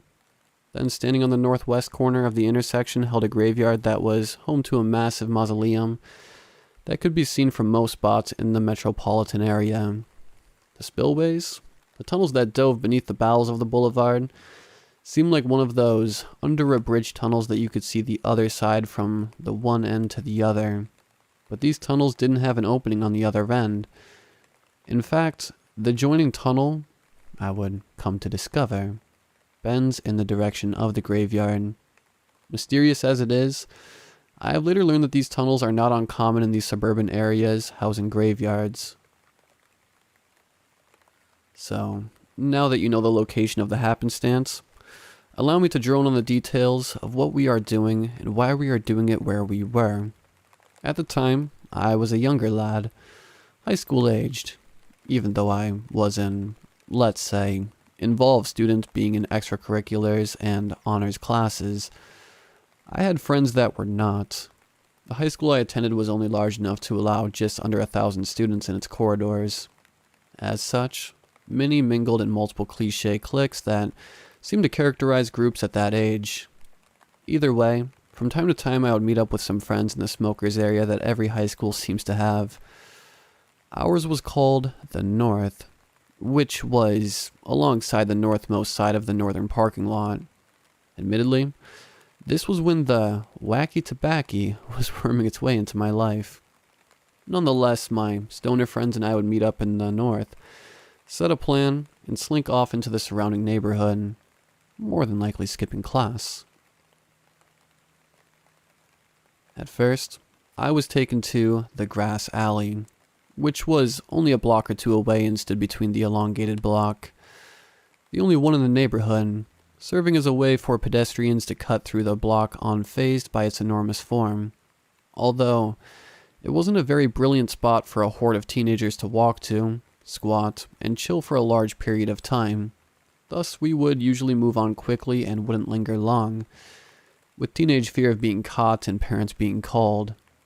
As I would opt to skip class, I was not so keen on returning to school grounds, so I would wander and roam enjoying my buzz and such. Later on, a friend, who also decided to skip class, was accompanying me when he mentioned a rumor about these secret tunnels called the spillways that fellow stoners would use as smoking grounds. Intrigued and ready to post up somewhere and smoke more, He told me that he had never been there before but knows where they basically are, thus marked our next destination. We walked a few more blocks in the direction of the boulevard, and before we knew it, we stood before a fence that was linked between two residential fences, the boulevard being still a few blocks away. Beyond this fence, though, was a massive government-crafted cement hill with a sign reading, "Keep off Spillway." Reckless and ruthless, my comrade and I leapt over the fence, boisterously climbed the hill, and watched as a grassy field stretched into view, with the boulevard edging the end of it all. A large area that held a small creek in the middle of it. The creek crawled into a stone structure that stood in the center of the field. We, at first, decided to walk along the fences of the backyards of the homes that neighbored this massive field. We found a tree that draped over a chain-link fence of backyard and hid us from view. We posted up there as we took note of the surroundings. We could see the cement structure in the center of the field and debated chilling there, but if you followed the path of the creek, your eyes would be guided to the gaping hole in the side of the hill that was the entrance to the spillways. The owners of the homes that fenced the area, where we chatted and chilled, released their dogs into their yard, either on purpose or just following routine. And the beasts charged over to us, making more than a ruckus as they did. We fled in fear of being caught and scampered to the structure in the center of the field. Here you could climb down into a larger opening that guided this creek into another tunnel system that was beyond reach due to the slanted rods that gated it off. It was secluded enough to sit and smoke, at least for the time being. No one from the public eye could see you, due to the height of the cement and the drop that followed climbing into it. Still, it wasn't very comfortable since the only seats were metal bars, accompanied by the fact that I always had a fear of creatures coming from the depths of the tunnel the bars were blocking. Be it as small as a spider, or as big as allowing my imagination to take that idea even further. I was worried of the existence of something in those dark depths. In the weeks to come, I became very curious about going beyond the entrance in these tunnels and penetrating their darkened depths. The same friend and I started telling people that we found the tunnels and told people of our plan to go in. Some upperclassmen, at this point, took us to the cement structure in the center of the field to discuss the plan with us. A female amongst them was adamant that they were not going to go back in there. She said something along the lines of, some creepy shit can happen in there because of its proximity to the graveyard, and other occurrences some people can't explain. Ghost stories, it seemed. Upperclassmen scaring us away from their secret spot. But the level of fear in her eyes was concerning. She wouldn't even dare go any nearer than the cemented point where we were in the center of the field, and that still made her uneasy. It's dark in there. Darker than you're familiar with. Take a light, beat a lighter, a flashlight, or something. Just not your phone because it's wet in there and you could drop it pretty easy, and bye-bye phone. They warned us as we smoked. It's cold in there. Another rat-in. Keep quiet. Anything you do down there can be heard from the street because you're basically in the street drains like the killer clown. Another rat-in. The farther you go, the less room you have to move. You'll see what I mean when you get in there, spoke the girl who refused to go back in. They left, and we entered. The journey being mostly uneventful, but it was the first encounter I have had with such deep darkness. At first it isn't as dark, for the light of the day can be seen shining from the entrance still. Yet when you turn that first corner and can't see your hand in front of your face, no matter how frantic you wave it, you witness a new level of black. Pitch. You could flick the flint of a Bic lighter, and the light the spark would give off would be enough to momentarily penetrate the darkness in a glance of a view. You could take a dead lighter, with flint, and flick it the entire time, and it would create a strobe light-like effect that was surprisingly efficient enough to see imagery as you passed. So, beyond the first tunnel, after you turned into the darkness, you would come to this room that's sectioned off into different chambers. There was light in there, from the day, coming from the street since we were literally in the sewer drains. The chamber to the right could be accessed by roughly half a climb up a neighboring ladder that, by full climb, would lead through a manhole within the road.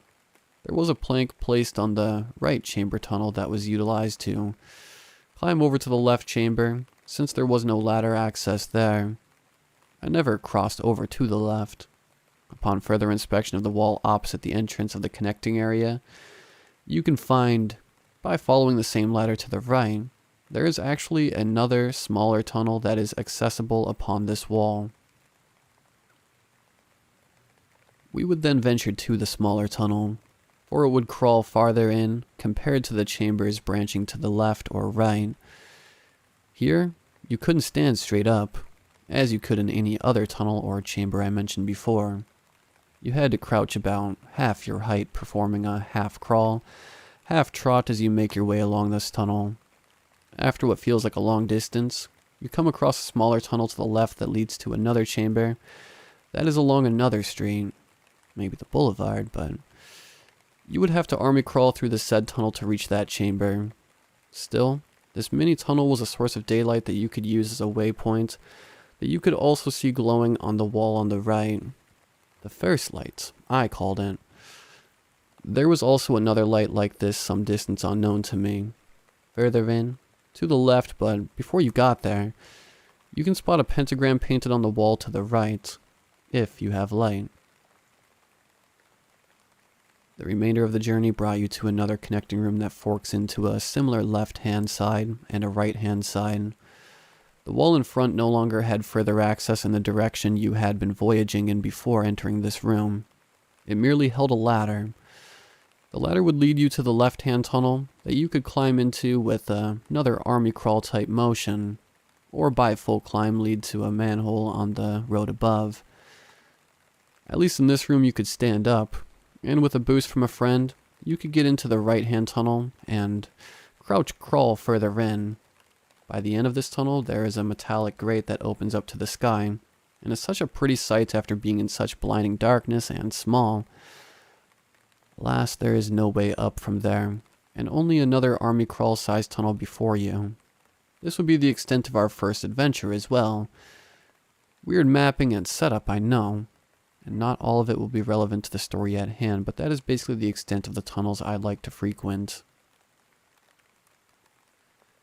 After our first delve into these depths, I became obsessed with the place. I would spend my school days smoking and venturing into these tunnels looking to find what secrets it held, no matter how dangerous. Sometimes I had people with me. Some had been there before without me, but for some it was their first time. I was deeply driven to this place by some sort of unknown desire that even caused these intense dreams of all sorts of things this tunnel system could host, as a nest or harbor as a home. Sometimes, when I rounded the first corner into the pitch black, I would feel or imagine the fleeting force of an entity retreating deeper down into the depths. A mystery most appealing. And now the moment you've been waiting for, the actual event. I met two friends in the north, and we went off to the grass alley for a brief powwow. Well, there, I was telling them of my discoveries inside the tunnels that weren't far away. After a small bit of convincing the friends, and I decided to skip class and trek to and through the tunnels. At this time, my confidence diving into these dark depths was at an all-time high. Like I ruled the place. With ease, I led these other teenagers past the entrance and almost joyed at their dread when they entered the deep dark for the first time in their lives. After entering the first room that branched off into different sections, that was well lit with daylight, they wanted to turn back. I had the supplies, the smoke, and taunted them to continue just past the first light. I told them if we made it to the pentagram, we would post up and toke up, and if they wanted to, at that point, get out of there, we would. That would all come to pass, and we spent some time in that spot with the pentagram, just talking and chilling as they became more comfortable with their surroundings. Then we heard scurrying. like a small creature crossing through the room beyond where we were, and we fell silent. I figured maybe we disturbed something with our loud conversation, and it wanted to get away from the humans, but the sounds didn't stop and it seemed to get closer. Here I sat, in the lead spot, as we all had to be in a line to fit in the area we were in, awaiting the indication of something creature-like coming our way. Our light source was quite non-existent for that time. All we had were lighters, and we were flicking the flint for light. None of us were flashing the flint to see, though, for that would be too loud as we were trying to listen intently. "Hello?" I yelled, hoping to frighten a small creature approaching, or if it was a person, alert them that we were in there as well. Nothing in return. Just the sound of the cars on the road above, and the scurrying stopped. Someone in my group asked, "What was that?" I told them that sometimes people come down here and perhaps they ventured farther than we did. They are hearing us and we are hearing them. "I think that's it, because I saw something move," said the other friend. They started chattering about how they could have seen something move in the dark that we were in, and protesting that they swear it was something. At that moment, the echo of their chatter seemed to be matched by another conversation occurring a distance down the tunnel. I again yelled, "Hello?" And another one of the friends yelled, "Who's there?" At almost the same time as we both heard the separate voices. We fell silent and listened to the soft patter of footsteps come closer to us. "Do you think it's an animal?" The voice of my friend asked me as we became more and more worried. "No," I said very sternly, as to also hush the two shrinking back towards the way we came. "Should we go?" The smallest voice of my friend squeaked out in fear. "No, I think we're good." I stated as I started to believe we were only spooking ourselves. I flicked the lighter to smoke once more, for I held the pipe in my hand, and the rush relaxed me as I, ready to stay despite the weirdness of moments ago. "Did you see that?" questioned my friend, panicked and alert. "What?" I asked as I exhaled into the coldness of the tunnel. "That light," the other friend proclaimed, confirming that they both had seen something that I had not. I looked back at the depths of the tunnel, hopefully concluding that they were crazy, but now I saw it too.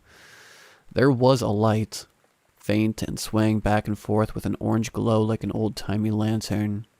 At this point, I figured, if it was a person in the tunnel, it might be a city worker doing maintenance on the drain pipes, and feared getting caught and ticketed and in trouble. I started scooting away from the spot we were posted up in as we watched the light sway back and forth. "What is it?" spoke one of the ones who were slowly backing away like I was. I wanted to tell them my theory of the maintenance men, when the light transformed from a larger orange oval-like lantern shape to a much smaller orb-like blue light that seemed to bounce. I had no words now, but my mind scrambled to make sense of what I was seeing. A friend told me that he and others, not including myself, had gone into the spillways in the past, and they had to light the way was the faint blue light on his digital watch. I thought maybe that. I stammered something to a effect of, "If you want to smoke, say something. We got weed." That moment, I knew that we were witnessing wasn't human, maintenance worker, or stoner, or whoever. For the light swayed once more, but this time it landed itself upon the wall of the tunnel. It's hard to describe the way that it moved, but it was like it started flickering almost, and with each flicker, it moved closer to us. It seemed to dart in our direction, but was slowed by the fact that it had to flicker, if that makes sense. The weight of the responsibility of me putting all of us in this situation, in which I couldn't conclude our outcome, pulled me from watching the glowing light. I commanded the party of me and my friends to run. We were so frightened that we barely used the ladder to climb down, for we flung our bodies onto it and then virtually dismounted into the daylit room. We continued rushing through the last turn toward the entrance, strobing the light from the flickering lighters and splashing through the water. Soon we were bathed in sunlight and fresh air. freed from the fear we just felt. Later, we discussed what we thought it could be. One of the friends wouldn't speak further of the instance and also refused to go back after being that spooked. I have been back, however. The other friend and I, as well as other listeners of this tale, think that maybe it could have been a lingering spirit from a body buried in the graveyard that just so happened upon the tunnels while we're up to our shenanigans. Still, it sits weird in my memory as something that I just don't have an answer for. I've had this story as a fun and fearful anecdote to tell from time to time to anyone who would lend an ear to it, but I never dreamed of going as far as writing it out and posting it for eyes to read. That is, until I heard other stories, spoken in existence of channels of YouTube, that tell of something similar. Sometimes it's a lantern, sometimes just a ball of light. But there is a motive to this phenomena. Sometimes it sways, sometimes it flickers, and most times it vanishes. Thus, I wanted to share mine, with not only those who have seen the same circumstance, but to those who may never see it, or will perhaps come to see it one day.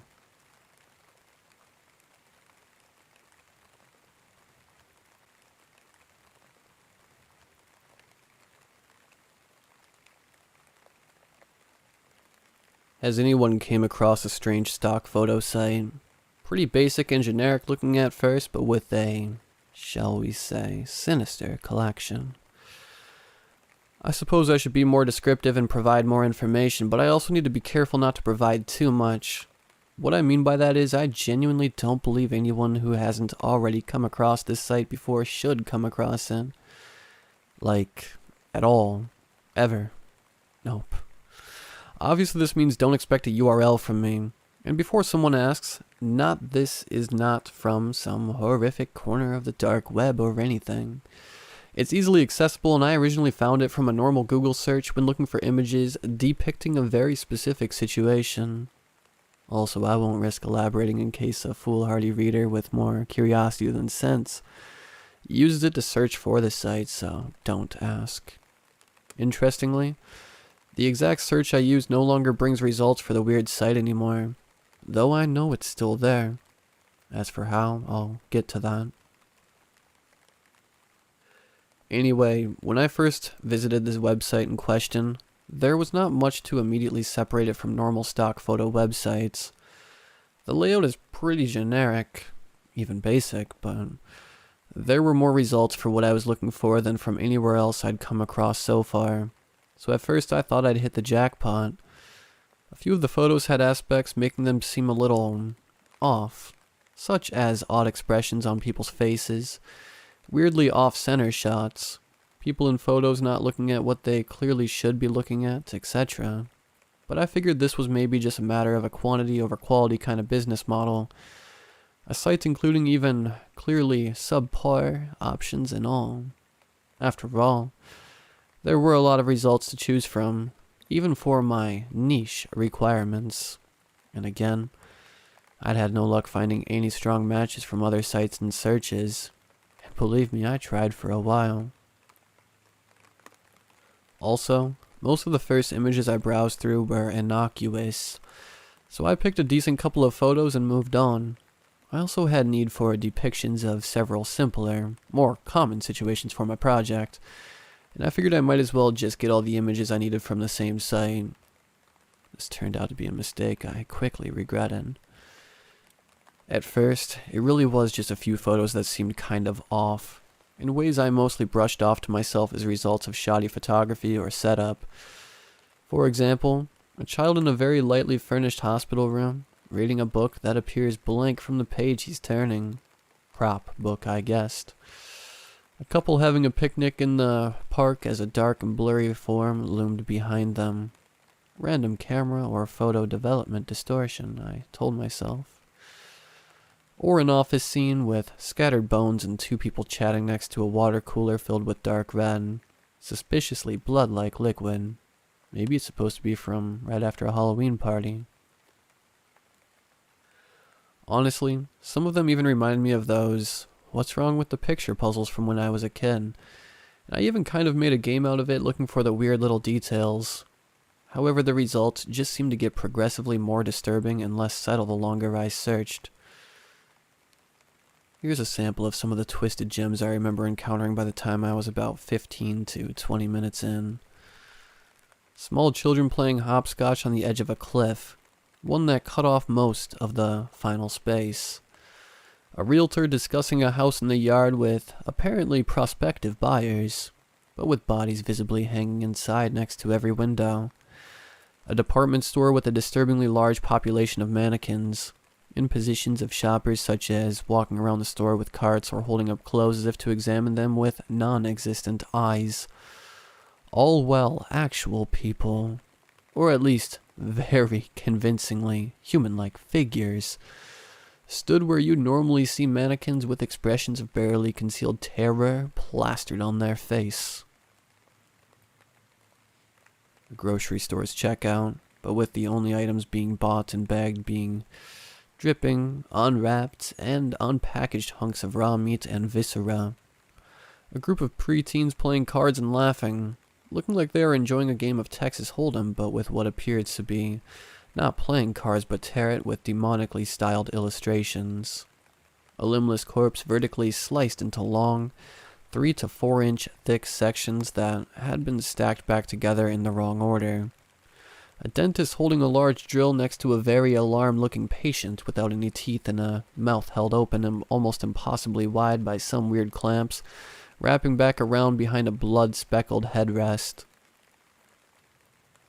An adorable green-eyed child looking to be around 7 or 8 if I had to guess, was smiling at the camera as he stood in front of a mirror, as his scowling reflection somehow was also facing impossibly towards the camera, staring ominously forward with a facial expression of deep hatred and malice, at either photographer or the back of the child. It was hard to tell for sure since the reflection kid's eyes were completely black. I'll be honest, in retrospect, I still perused the site longer than I should have, but it was like watching a car crash that you can't tear your eyes from. In fact, there was actually a GIF for exactly that form when I searched running into a friend. 2 cars meeting in an almost completely head-on collision on what appeared to be an otherwise empty highway, with a car door opening as far as it still could shortly after, only for the mangled form of a burnt and broken woman. I think, honestly, it was hard to tell for sure from their condition to try and worm their way out. The person stumbled almost all the way out, but then stopped moving entirely for a second or two before the GIF reset. The most alarming to me, though, was definitely one that actually appeared downright pleasant at first, at least in comparison to some of the site's other bizarre offerings. Unlike most other picks so far, it appeared with a vague title or description, "No Match." This was odd since it depicted a woman in a beautiful summery dress smoking a clearly successfully lit cigar. Outside on her apartment balcony next to a small boombox and a glass of red wine, looking past the apartment building next door onto the gorgeous sunset just as the sun was halfway down the horizon. I found it a genuinely and refreshingly nice photograph, for about 5 seconds at least. That's when my little Find the Ever game I'd been playing with myself earlier took a truly dark twist, as I noticed multiple little very wrong seeming details almost simultaneously. First, the boombox appeared to have some weird, mold-like fuzz growing on the speaker areas as if to enjoy a nutritious meal of plastic. There was also a withered and drooping potted flower on the ground, but the roots seemed to have grown out of and back over the edge of the pot, crawling back down the walls, all the while getting bigger and gnarlier as they snaked down past the bottom, off the edge of the balcony and out of view. On second glance, the odd pattern of circles on the woman's dress strongly resembles screaming faces. The sun was setting in the wrong direction. That might seem like a weird bit to pick out, but I knew that because of the last detail. I was in the photo. The apartment building I mentioned that the subject was looking past, it was my apartment building, and the apartment directly across from hers was my apartment. with me visible through my own balcony windows, sitting and staring at my PC wearing the exact same outfit that I just happened to be wearing that day. I immediately gasped and got up, then quickly glanced out the window to my balcony, the same one from where I myself like to go out after a long day and watch the sunset, on the other side of the sky, mind you, directly across from my apartment. The building I saw was the same it always had been, a generic office building, void of any balconies. I summoned up every last bit of my courage and glanced back at my computer to look at the image more closely. It hadn't changed, but I now noticed the odd little shadows spattered across my apartment with no discernible matching object that could cast them, and the weird red glow from the window of the otherwise totally dark apartment next door. Also, and I double-checked to confirm this fact later, but I was pretty sure no one currently lived in that one. After seeing that, oh fuck all this, part of my brain finally won out against the morbid curiosity part, and I tried to close the browser, but nothing happened when I clicked on the X, or when I then tried to stop Chrome via Task Manager. I even restarted my laptop, and lo and behold, Chrome immediately opened on my screen again with every tab I'd had up before gone except for the stock photo site.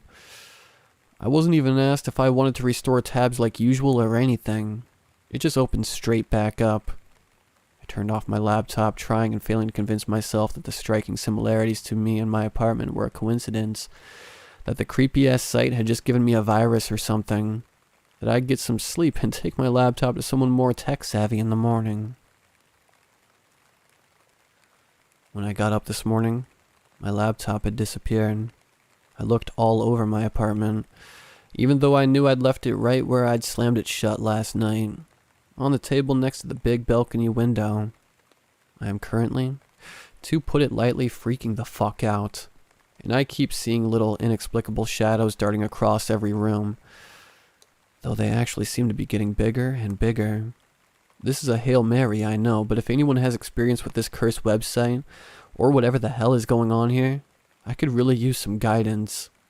Hopefully before I'm nowhere to be found beyond the background of that photo on that godforsaken website.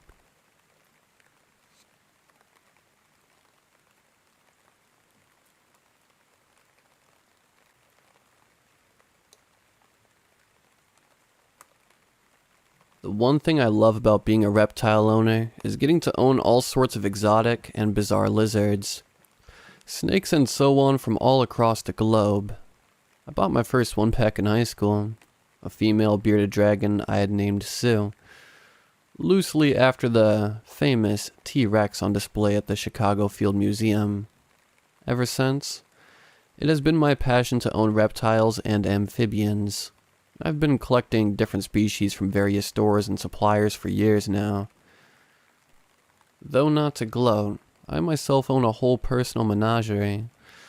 10 species of snakes, 15 species of lizards, 5 freshwater turtles, 20 species of tropical frogs, 14 species of salamanders and newts, and a sulcata tortoise. I had worked at several pet stores in my time owning reptiles, many of which sold threatened or even endangered species of reptiles, amphibians, mammals, and birds. Some of the species I saw were so rare, at times I questioned if it was even legal to sell them in the first place. However, the most recent store, the one I previously worked at, sells species that, had I not gotten the opportunity to see with my own eyes, I would have never believed. The information I'm about to disclose here may seem like wild fantasy, but damn it, people need to know about what I saw. It all began about 5 months ago when I had just finished relocating. It was quite the hassle to move all my animals to my new apartment, regardless of having several friends to help me with the move. Nonetheless, after dealing with all of that, I started looking for a new job, and one of the first results I came across was an exotic pet store. I knew right away that was my go-to. Within the course of a week, I had applied for a job position, and was able to get the position I wanted. working in the reptile department. On the first day, I had walked into the store and was met with what was apparently the equivalent to a miniature zoo. Up front there was a large cage with fruit bats hanging from a perch in it. Next to the cage was a rope platform, and a small anteater hanging from those ropes. In addition to being surprised, I was admittedly impressed by the collection that the store had to offer. They sure are something, huh? I turned to see a casually dressed man standing to the left. It didn't take me long to realize that it was the store manager. "You the new guy?" he asked. "Yeah, that would be me," I replied. "My name's Josh. I was the one who applied for the reptile section." "I see. Y'all are in for quite a treat, Josh. Name's Keith, by the way." After his introduction, I noticed Keith carrying what appeared to be a rock in his right arm. Upon further inspection, I realized it was a fossil, one of two trilobites side by side. Paradoxides Davidis, right? I asked. I see you know your stuff," he replied. "You see, in addition for my love of reptiles, another interest I've had for a long time is paleontology. When I was young, dinosaurs and other extinct animals had always caught my attention, and I had even started a small fossil collection, one I still have at home to this day, though it isn't as grand as what I have with my animals. Regardless, I was fascinated.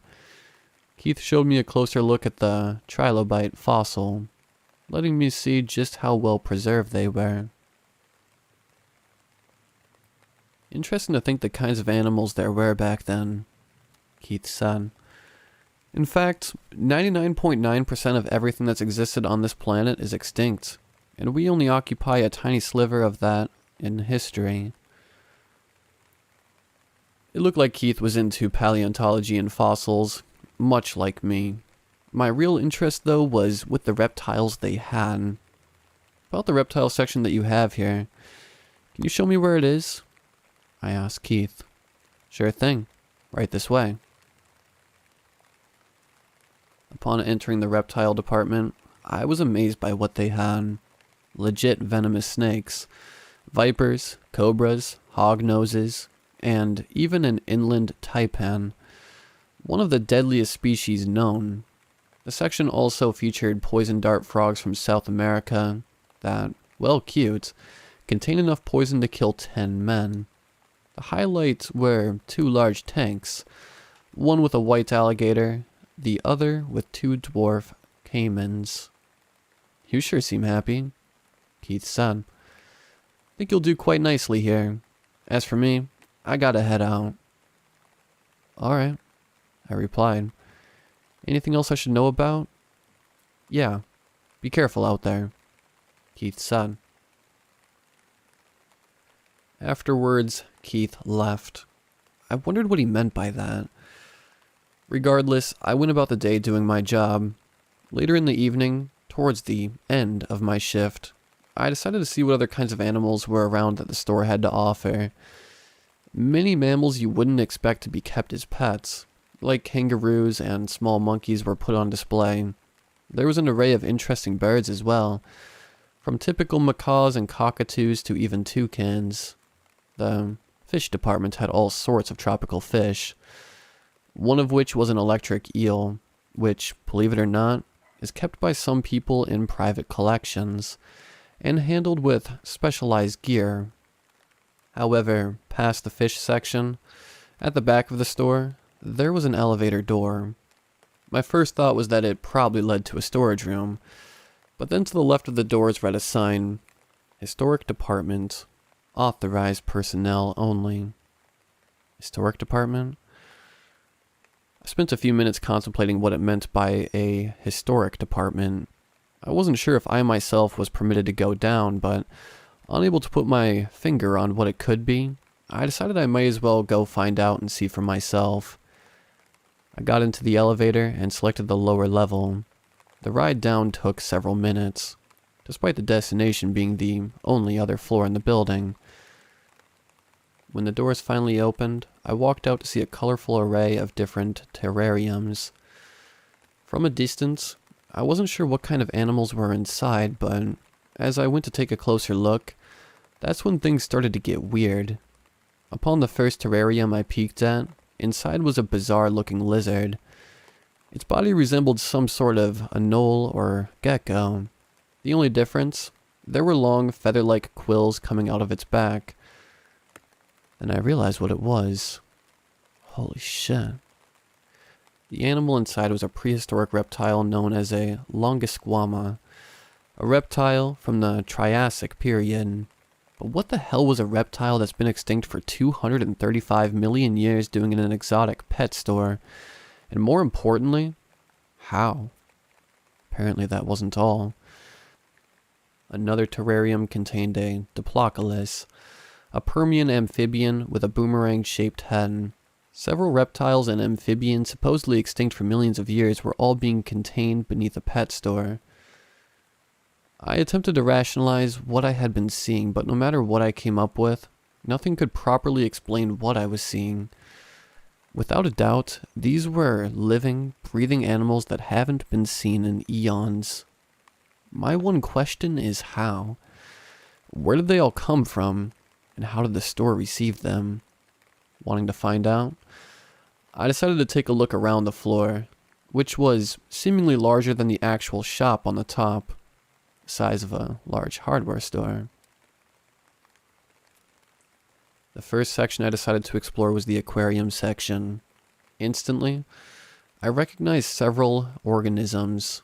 One large tank contained an Anomalocaris, a primitive shrimp-like arthropod from the Cambrian that was about 3 feet long and the earliest known apex carnivores.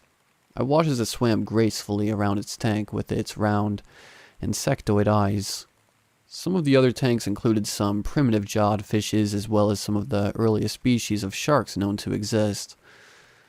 The largest tank in the section was the size of something you'd see in a marine park, though in it swam a medium-sized fish, adorned with armored plating. All this for something of that size, and something massive bolted right out from underneath it like a freight train, snapping it up in its jaws, the shock of which made me jump back. I soon realized that the fish was just food, and that the real animal being contained was the massive Devonian fish, Dunkleostus. Whoever thinks that keeping a 4-ton predatory Devonian fish as a pet is a good idea, I feel genuine concern for. More importantly, in addition to how all these seemingly extinct animals got here, I began to wonder who they were being sold to. Soon after, I wandered into a section under the title Avians. Avians? Like birds? As I walked into the section, the first thing I noticed was a grayish-looking bird-like animal with black wingtips. Only it had a long tail, fingers underneath its wings, and teeth. Instantly I recognized it as the primitive avian, Archaeopteryx. Several other primitive Mesozoic birds were also showcased in this section. When observed, it's easy to see how modern birds themselves are linked to dinosaurs. Past this section, there was a room with the label "Unprocessed Assets." Not sure what that meant. I walked into the room and saw not living animals but fossils, much like the one Keith had earlier. But what was the point of all these? What was a collection of fossils doing in an area with living, breathing prehistoric animals? It made no sense. I knew you were curious, boy, but this is a bit much, no? I turned to see Keith standing in the doorway of the fossil room. Keith, I replied. What the hell is all of this? Where did all these animals come from? Who are you selling them to? Keith just stood there. His perplexed expression slowly turned into a smile. Josh, my boy, all of this around you is the product of some of the most brilliant minds in advanced science y'all had ever seen. Keith then grabbed a fossil of a hawk-sized dragonfly, presumably a Maganura. Come on, Gonna show you how it was all made. Keith then led me back through the avian section, across the hall to a room titled Processing. In the room there was a large kiln-like device in it, surrounded by 4 Tesla coils. This is it, boy. This here's the room where it all happens. Where what happens? I asked. Keith stood there and smiled for a second. You see, my business was always about selling exotic animals from different places. I'd always be supplied with just about every animal up on the top floor. But new laws and regulations started coming in. I wasn't able to supply myself with the kind of animals I usually sold as often as I used to. But then, that's when I got my hands on this thing. Exactly what does that thing do? I hesitantly asked. Allow me to show you. Keith then walked over to the machine with the fossil in his arm and opened the hatch. Gently, he placed the fossil inside the machine. Step back a bit, boy. This will be a bit hazardous. Keith's son. Keith then closed the hatch and guided me over to a control panel with several buttons and a switch. He looked over to me with an unsettling smirk on his face. Time to fire her up. Keith then pressed a large gray button, powering on the Tesla coils. I could hear the electricity powering on as the machine in the middle began to rev up. The sounds of the machine began to grow louder as it was powering on. At the peak of the machine's full power, Keith then pulled the lever down, resulting in an ear-piercing shock. The machine had completely powered down and, for a minute, everything was silent. Then, out of nowhere, a loud buzzing noise started to come from in the machine. Keith seemed to be pleased with this. There you have it, Josh. Out of the machine came a living Maganura that Keith held by the abdomen. I tried desperately to wrap my head around what I had just witnessed. But what? How is that even possible? Keith replied, Advanced science, that's how. Had some interesting connections on this fancy tech. He explained whilst putting the dragonfly into a spare cage beside the machine. That's not all, though. Tons of folks on the dark web are willing to pay big money for these animals. More so than anything I've ever sold before them. Listening to him say all this, part of me felt that something about doing all this seemed very risky and wrong. So you just sell these animals, ones no human has seen alive, and just expect the people who buy them to stay quiet about this? Keith chuckled. Pretty brave assuming I just sell them to ordinary rich folk. I could only assume what he meant by that. Whoever he was selling to, and for what purpose, seemed like a terrifying thought. What about me? How do you expect me to go on knowing about what... Keith stopped me suddenly. The hell says you're walking out of here? His response had taken me by surprise. What do you mean? Keith started to smile again. You actually thought I was going to let you walk out of here knowing about all this? Can't have you telling the wrong people about my business. My heart started to race. What the hell are you talking about? I shouted. I knew immediately I was in danger. Before I could run, though, Keith grabbed me by the collar of my shirt and pushed a cloth against my nose. I tried to struggle free, but I began to feel drowsy. Mighty shame, Keith said. I really did see some potential in you, boy, but you can't have an omelet without cracking a few eggs, I suppose.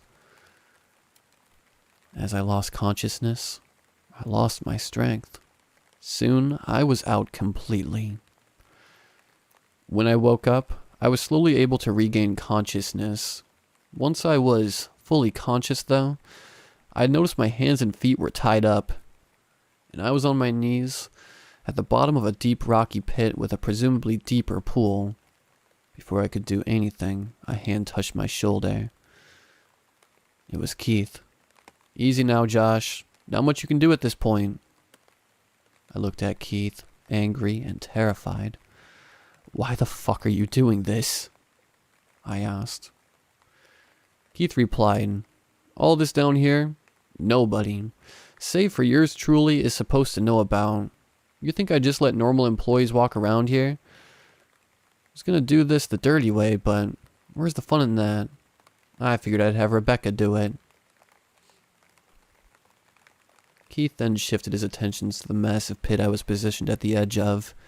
It didn't take me long to figure out what he intended to do with me, as whatever was kept down there was massive. I do apologize, boy. I really hate to do this. Then again, it's just business. Keith then pushed me into the pit. As I fell down, though, I was able to get a hold of one of the sharp rocks on the walls of the pit. I was able to maintain a tight grip, and while doing so, I pulled the ropes binding my hands against some rocks to get it off. As I was doing it, this knocked some smaller rocks into the pool. "Don't bother, Josh. You ain't leaving this place," Keith commented as I struggled. I ignored Keith as I continued to get my hands freed. As I was almost there, I looked down and noticed that the water was beginning to ripple. Out of the water rose two eyes with a jagged toothed snout below. I was able to finally get my hands free as I tightened my grip on the wall. When I looked down there, I was able to recognize the creature as the giant prehistoric crocodilian, Dinosuchus. How Keith was able to resurrect massive animals such as that and the Dankleosdeus from simple fossil remains was beyond me. But I was more concerned with escaping for my life.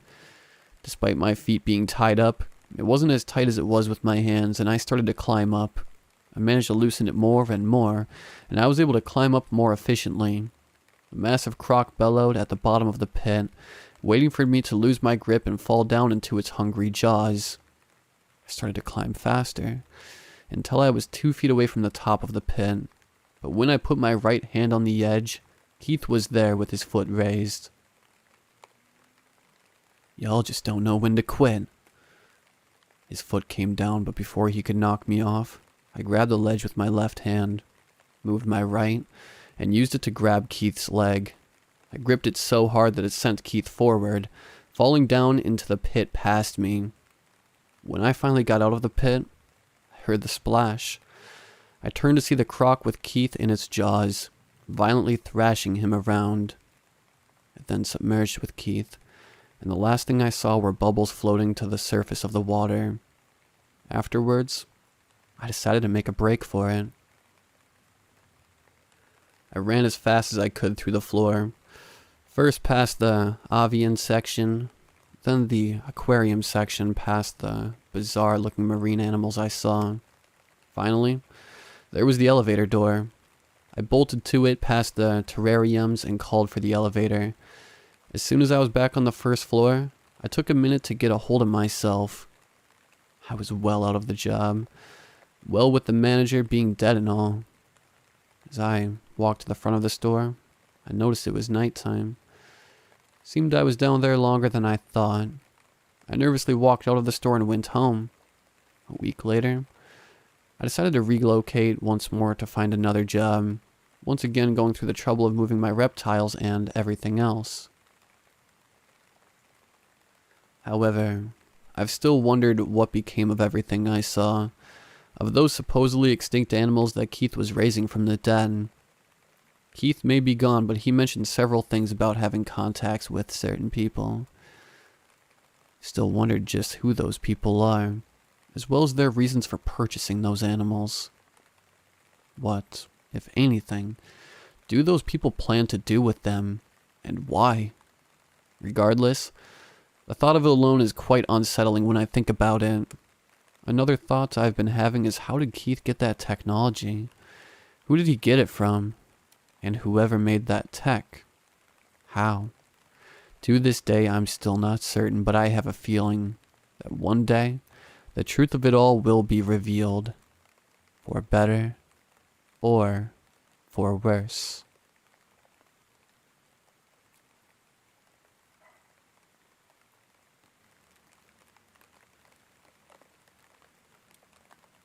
My therapist came up with a way for me to better deal with my negative, self-critical thoughts.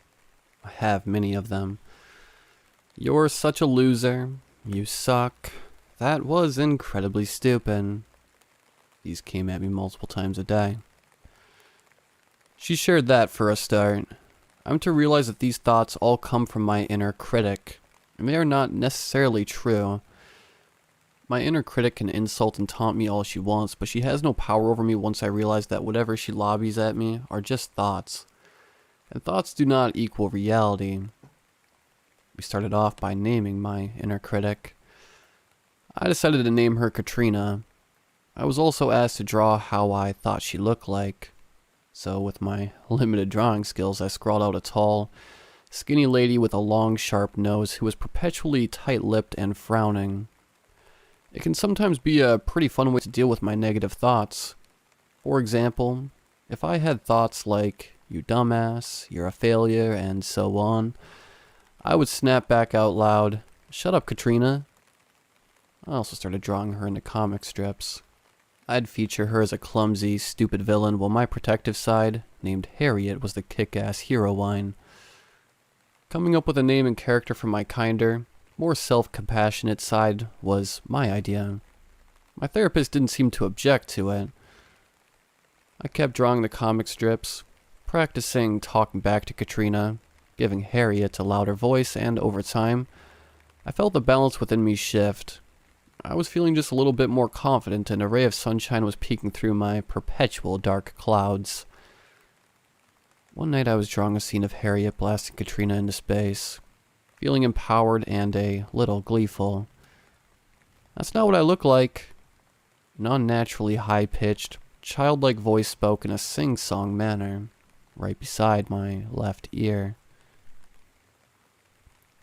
The cold breath tickling my earlobes.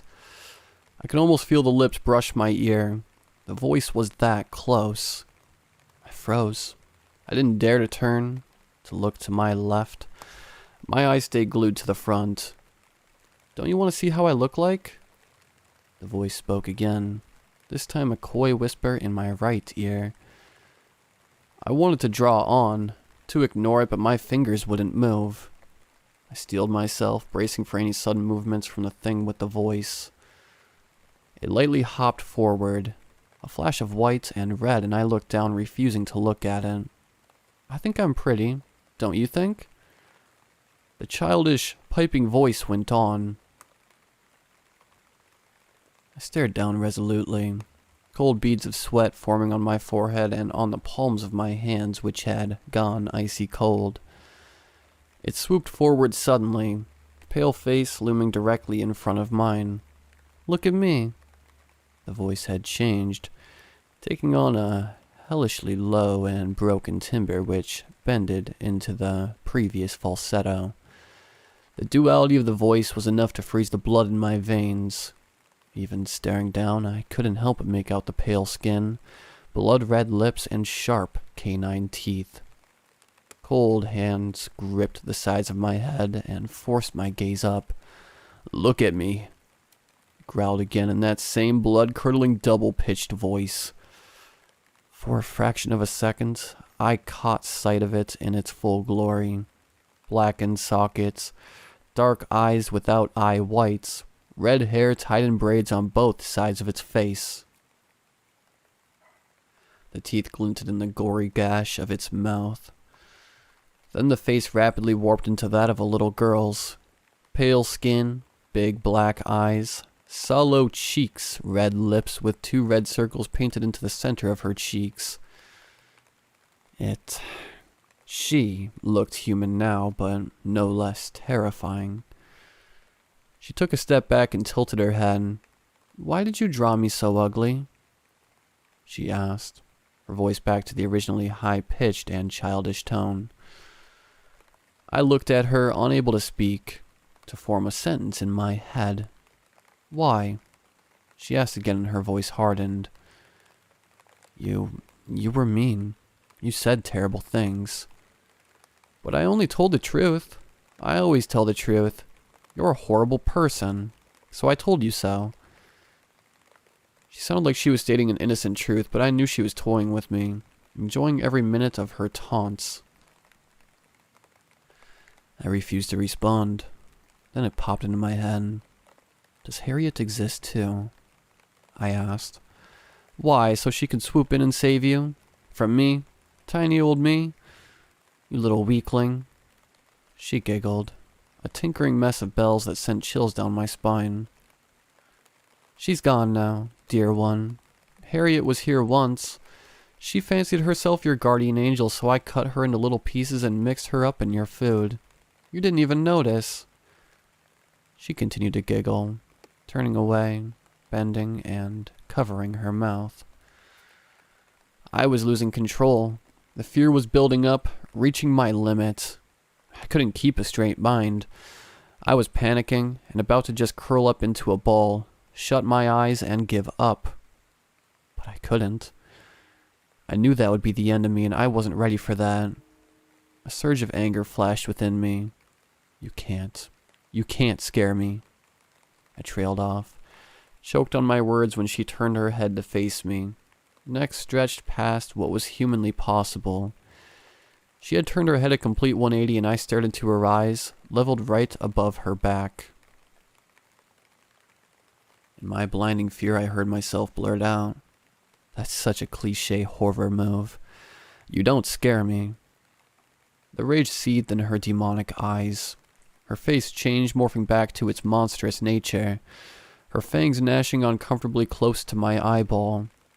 As she lunged at me, face first, body still twisted the other way. Something snapped, and I think I lost my mind completely. Staring down the completely blacked out eyes of hers, I bellowed, "Get the fuck out, Katrina." The thing seemed startled, and it morphed back to the little girl version of itself. "Get the fuck out." I repeated evenly, steel in my voice. She just stared at me, unreadable. "Get the fuck out. Fuck you, Katrina." I raged and grabbed the scissors at my table, slashing at her.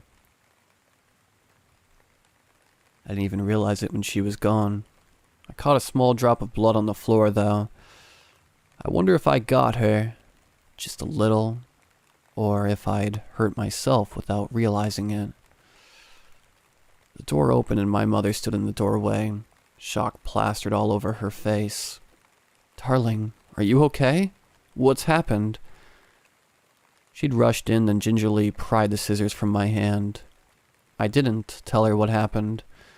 She had enough to deal with. I just hugged her really close and began to sob. I remember making up some unconvincing, cock and bull stories about being stressed out and acting out my anger by pretending to slice up my bad thoughts. She seemed to buy it, though, and really quickly. I think she just wanted things to be normal, to be okay.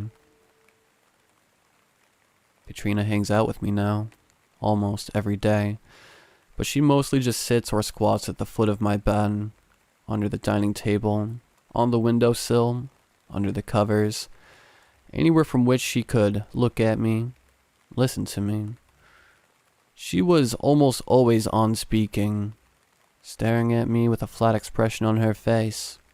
Sometimes she'd whisper insults into my ear, when I'm least expecting it, but I didn't really mind it much. Not anymore. She's also been doing it less and less over time. The only time she truly concerns me is when I wake in the middle of the night suffocating to her perched on my chest, staring down at me with her big dark eyes, pale skin piercing even the darkness of the night. But I'll manage.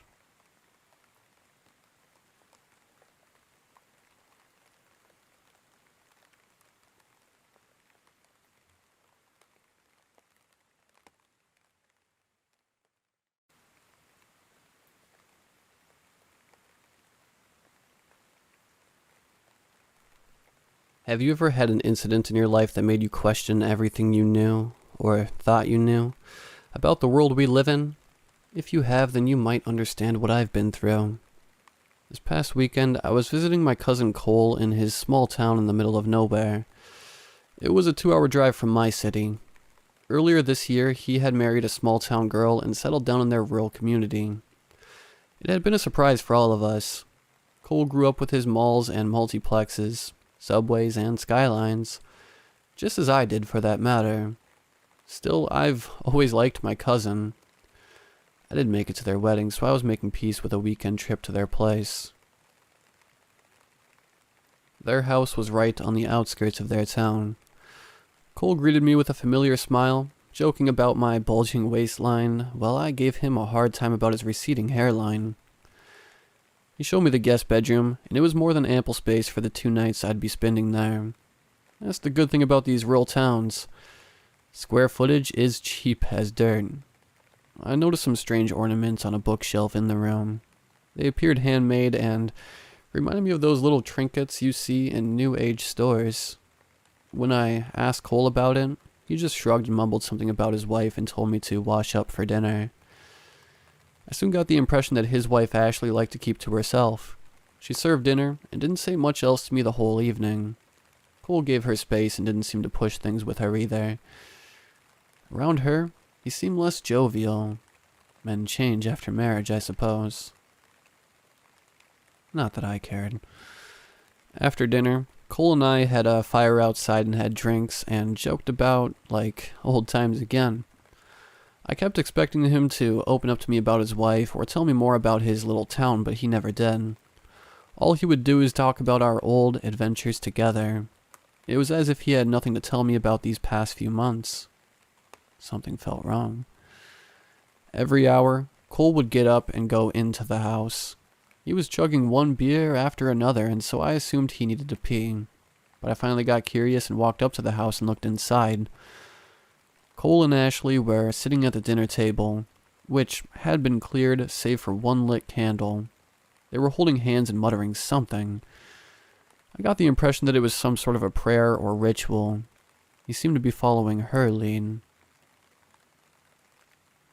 I don't know if he saw me looking or not. Cole came back to the fire and never brought it up. When I cautiously hinted at it, he gave me a blank look and pretended he didn't know what I was talking about. Over the course of the weekend, there were other incidents. There were various rules and rituals which I could tell they were following, but for the most part they left me alone. They did ask me not to leave the house after midnight, and if we ate outside to never leave any food by the fire, and to make sure that I cleaned that up completely. I also heard them say something about taking me out to a well, but since I didn't see one on their property, I never asked them about it.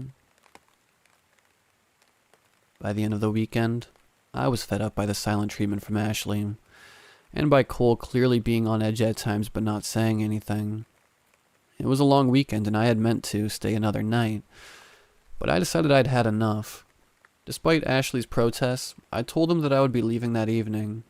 She had suddenly turned into a keen host and nearly pressured me into staying the night until I lied to her and told her that my work wanted me to come in early the next day. I wasn't unhappy when I finally left on Sunday evening, waving bye to them in my rearview mirror. The way back took a different route. It was getting quite dark, and I wished I had left earlier, but eventually the slow moonlit drive was not so stressful. I was on a dirt road in the desert with little else around me for miles, save for some bushes here and there. It was almost peaceful. I soon saw something to the left of the road. At first, I thought it was a tiny little shed, but as I got closer, I saw that it was a well. I slowed the car to a halt, and then lingered. I was alone on the road. Was this the well they had mentioned? Unlikely. I was already 20 or 30 minutes away from the house. Why would they come out here? I saw a tiny little sign in the dirt next to the well. There was just enough light to see the word private scrawled across it. I left my car and walked past the sign. Not that I'm a troublemaker, but just the whispers about a well I had heard over the weekend and now this. I figured I would go have a look. Maybe see how deep it is. See if there's actually any water down there. Well, it was a stone well, wider across than I was tall. It had a dilapidated roof over it, and the thin piece quietly rattled in the windy night. There was some other items scattered around the well that looked like tools. I went right up to the well and took a look down below. Nothing. It was pitch black. I couldn't even tell how deep it was. I looked around for a pebble, found one, and dropped it down. It took at least 2 or 3 seconds before I heard a clatter at the bottom of the well. No water. It was then that I felt I was being watched. I wonder if my eyes had adjusted to the moonlight by then, because I saw more of the area around the well. There were dirty, greasy buckets that I hadn't noticed before. There was also suddenly a strong stench that came up from the depths of the well, and, to my surprise, there were even little steps carved in within the inside of the well wall, almost as a makeshift ladder leading down. I felt an urge to climb down. I don't know how much time passed, but with each minute I felt more and more that I needed to climb down there. I resisted the urge. That's when I heard my cousin's voice from down in the well. "Hello?" A shaky voice called out. Is someone up there?" I didn't answer. Impossible. And yet it was unmistakably his voice. "Please help. I've been here for so long. For months. It's..." I remember the anguish, the pain in that voice to this day. Cole's voice was abruptly cut off, and for a second there was silence. What I heard after that was a blood-curdling scream of pure terror. The scream echoed across the desert and then faded. I hadn't moved. I kept listening. I could swear I heard something else now, and it was getting louder. It was a shuffling sound. I kept listening, and, sure enough, it sounded like something was coming up the well, and fast. I don't remember all the details of what happened next. I must have made a mad dash to the car. I remember starting the car and putting it into drive. That's when it came out of the well. It had dragged up some sort of a large bed sheet with it, so it was hard to get a good look. It was tall and oddly proportioned. It moved in an unnerving way, almost as if it had joints and limbs where you would not expect it to. It turned its head towards the car, towards me. What I saw next I will never forget. Underneath the bed sheet I could see Cole's twisted face. His eyes locked with mine and he screamed again. I drove off. It still took several minutes of driving in the desert before the screams stopped. Minutes became hours, and I had never been more relieved to see the city lights as I approached the city. When I got home, I stayed in the car for a few minutes. My head was spinning and I felt exhausted. Then I noticed that I had a new text message from Cole. "What the hell did you do?"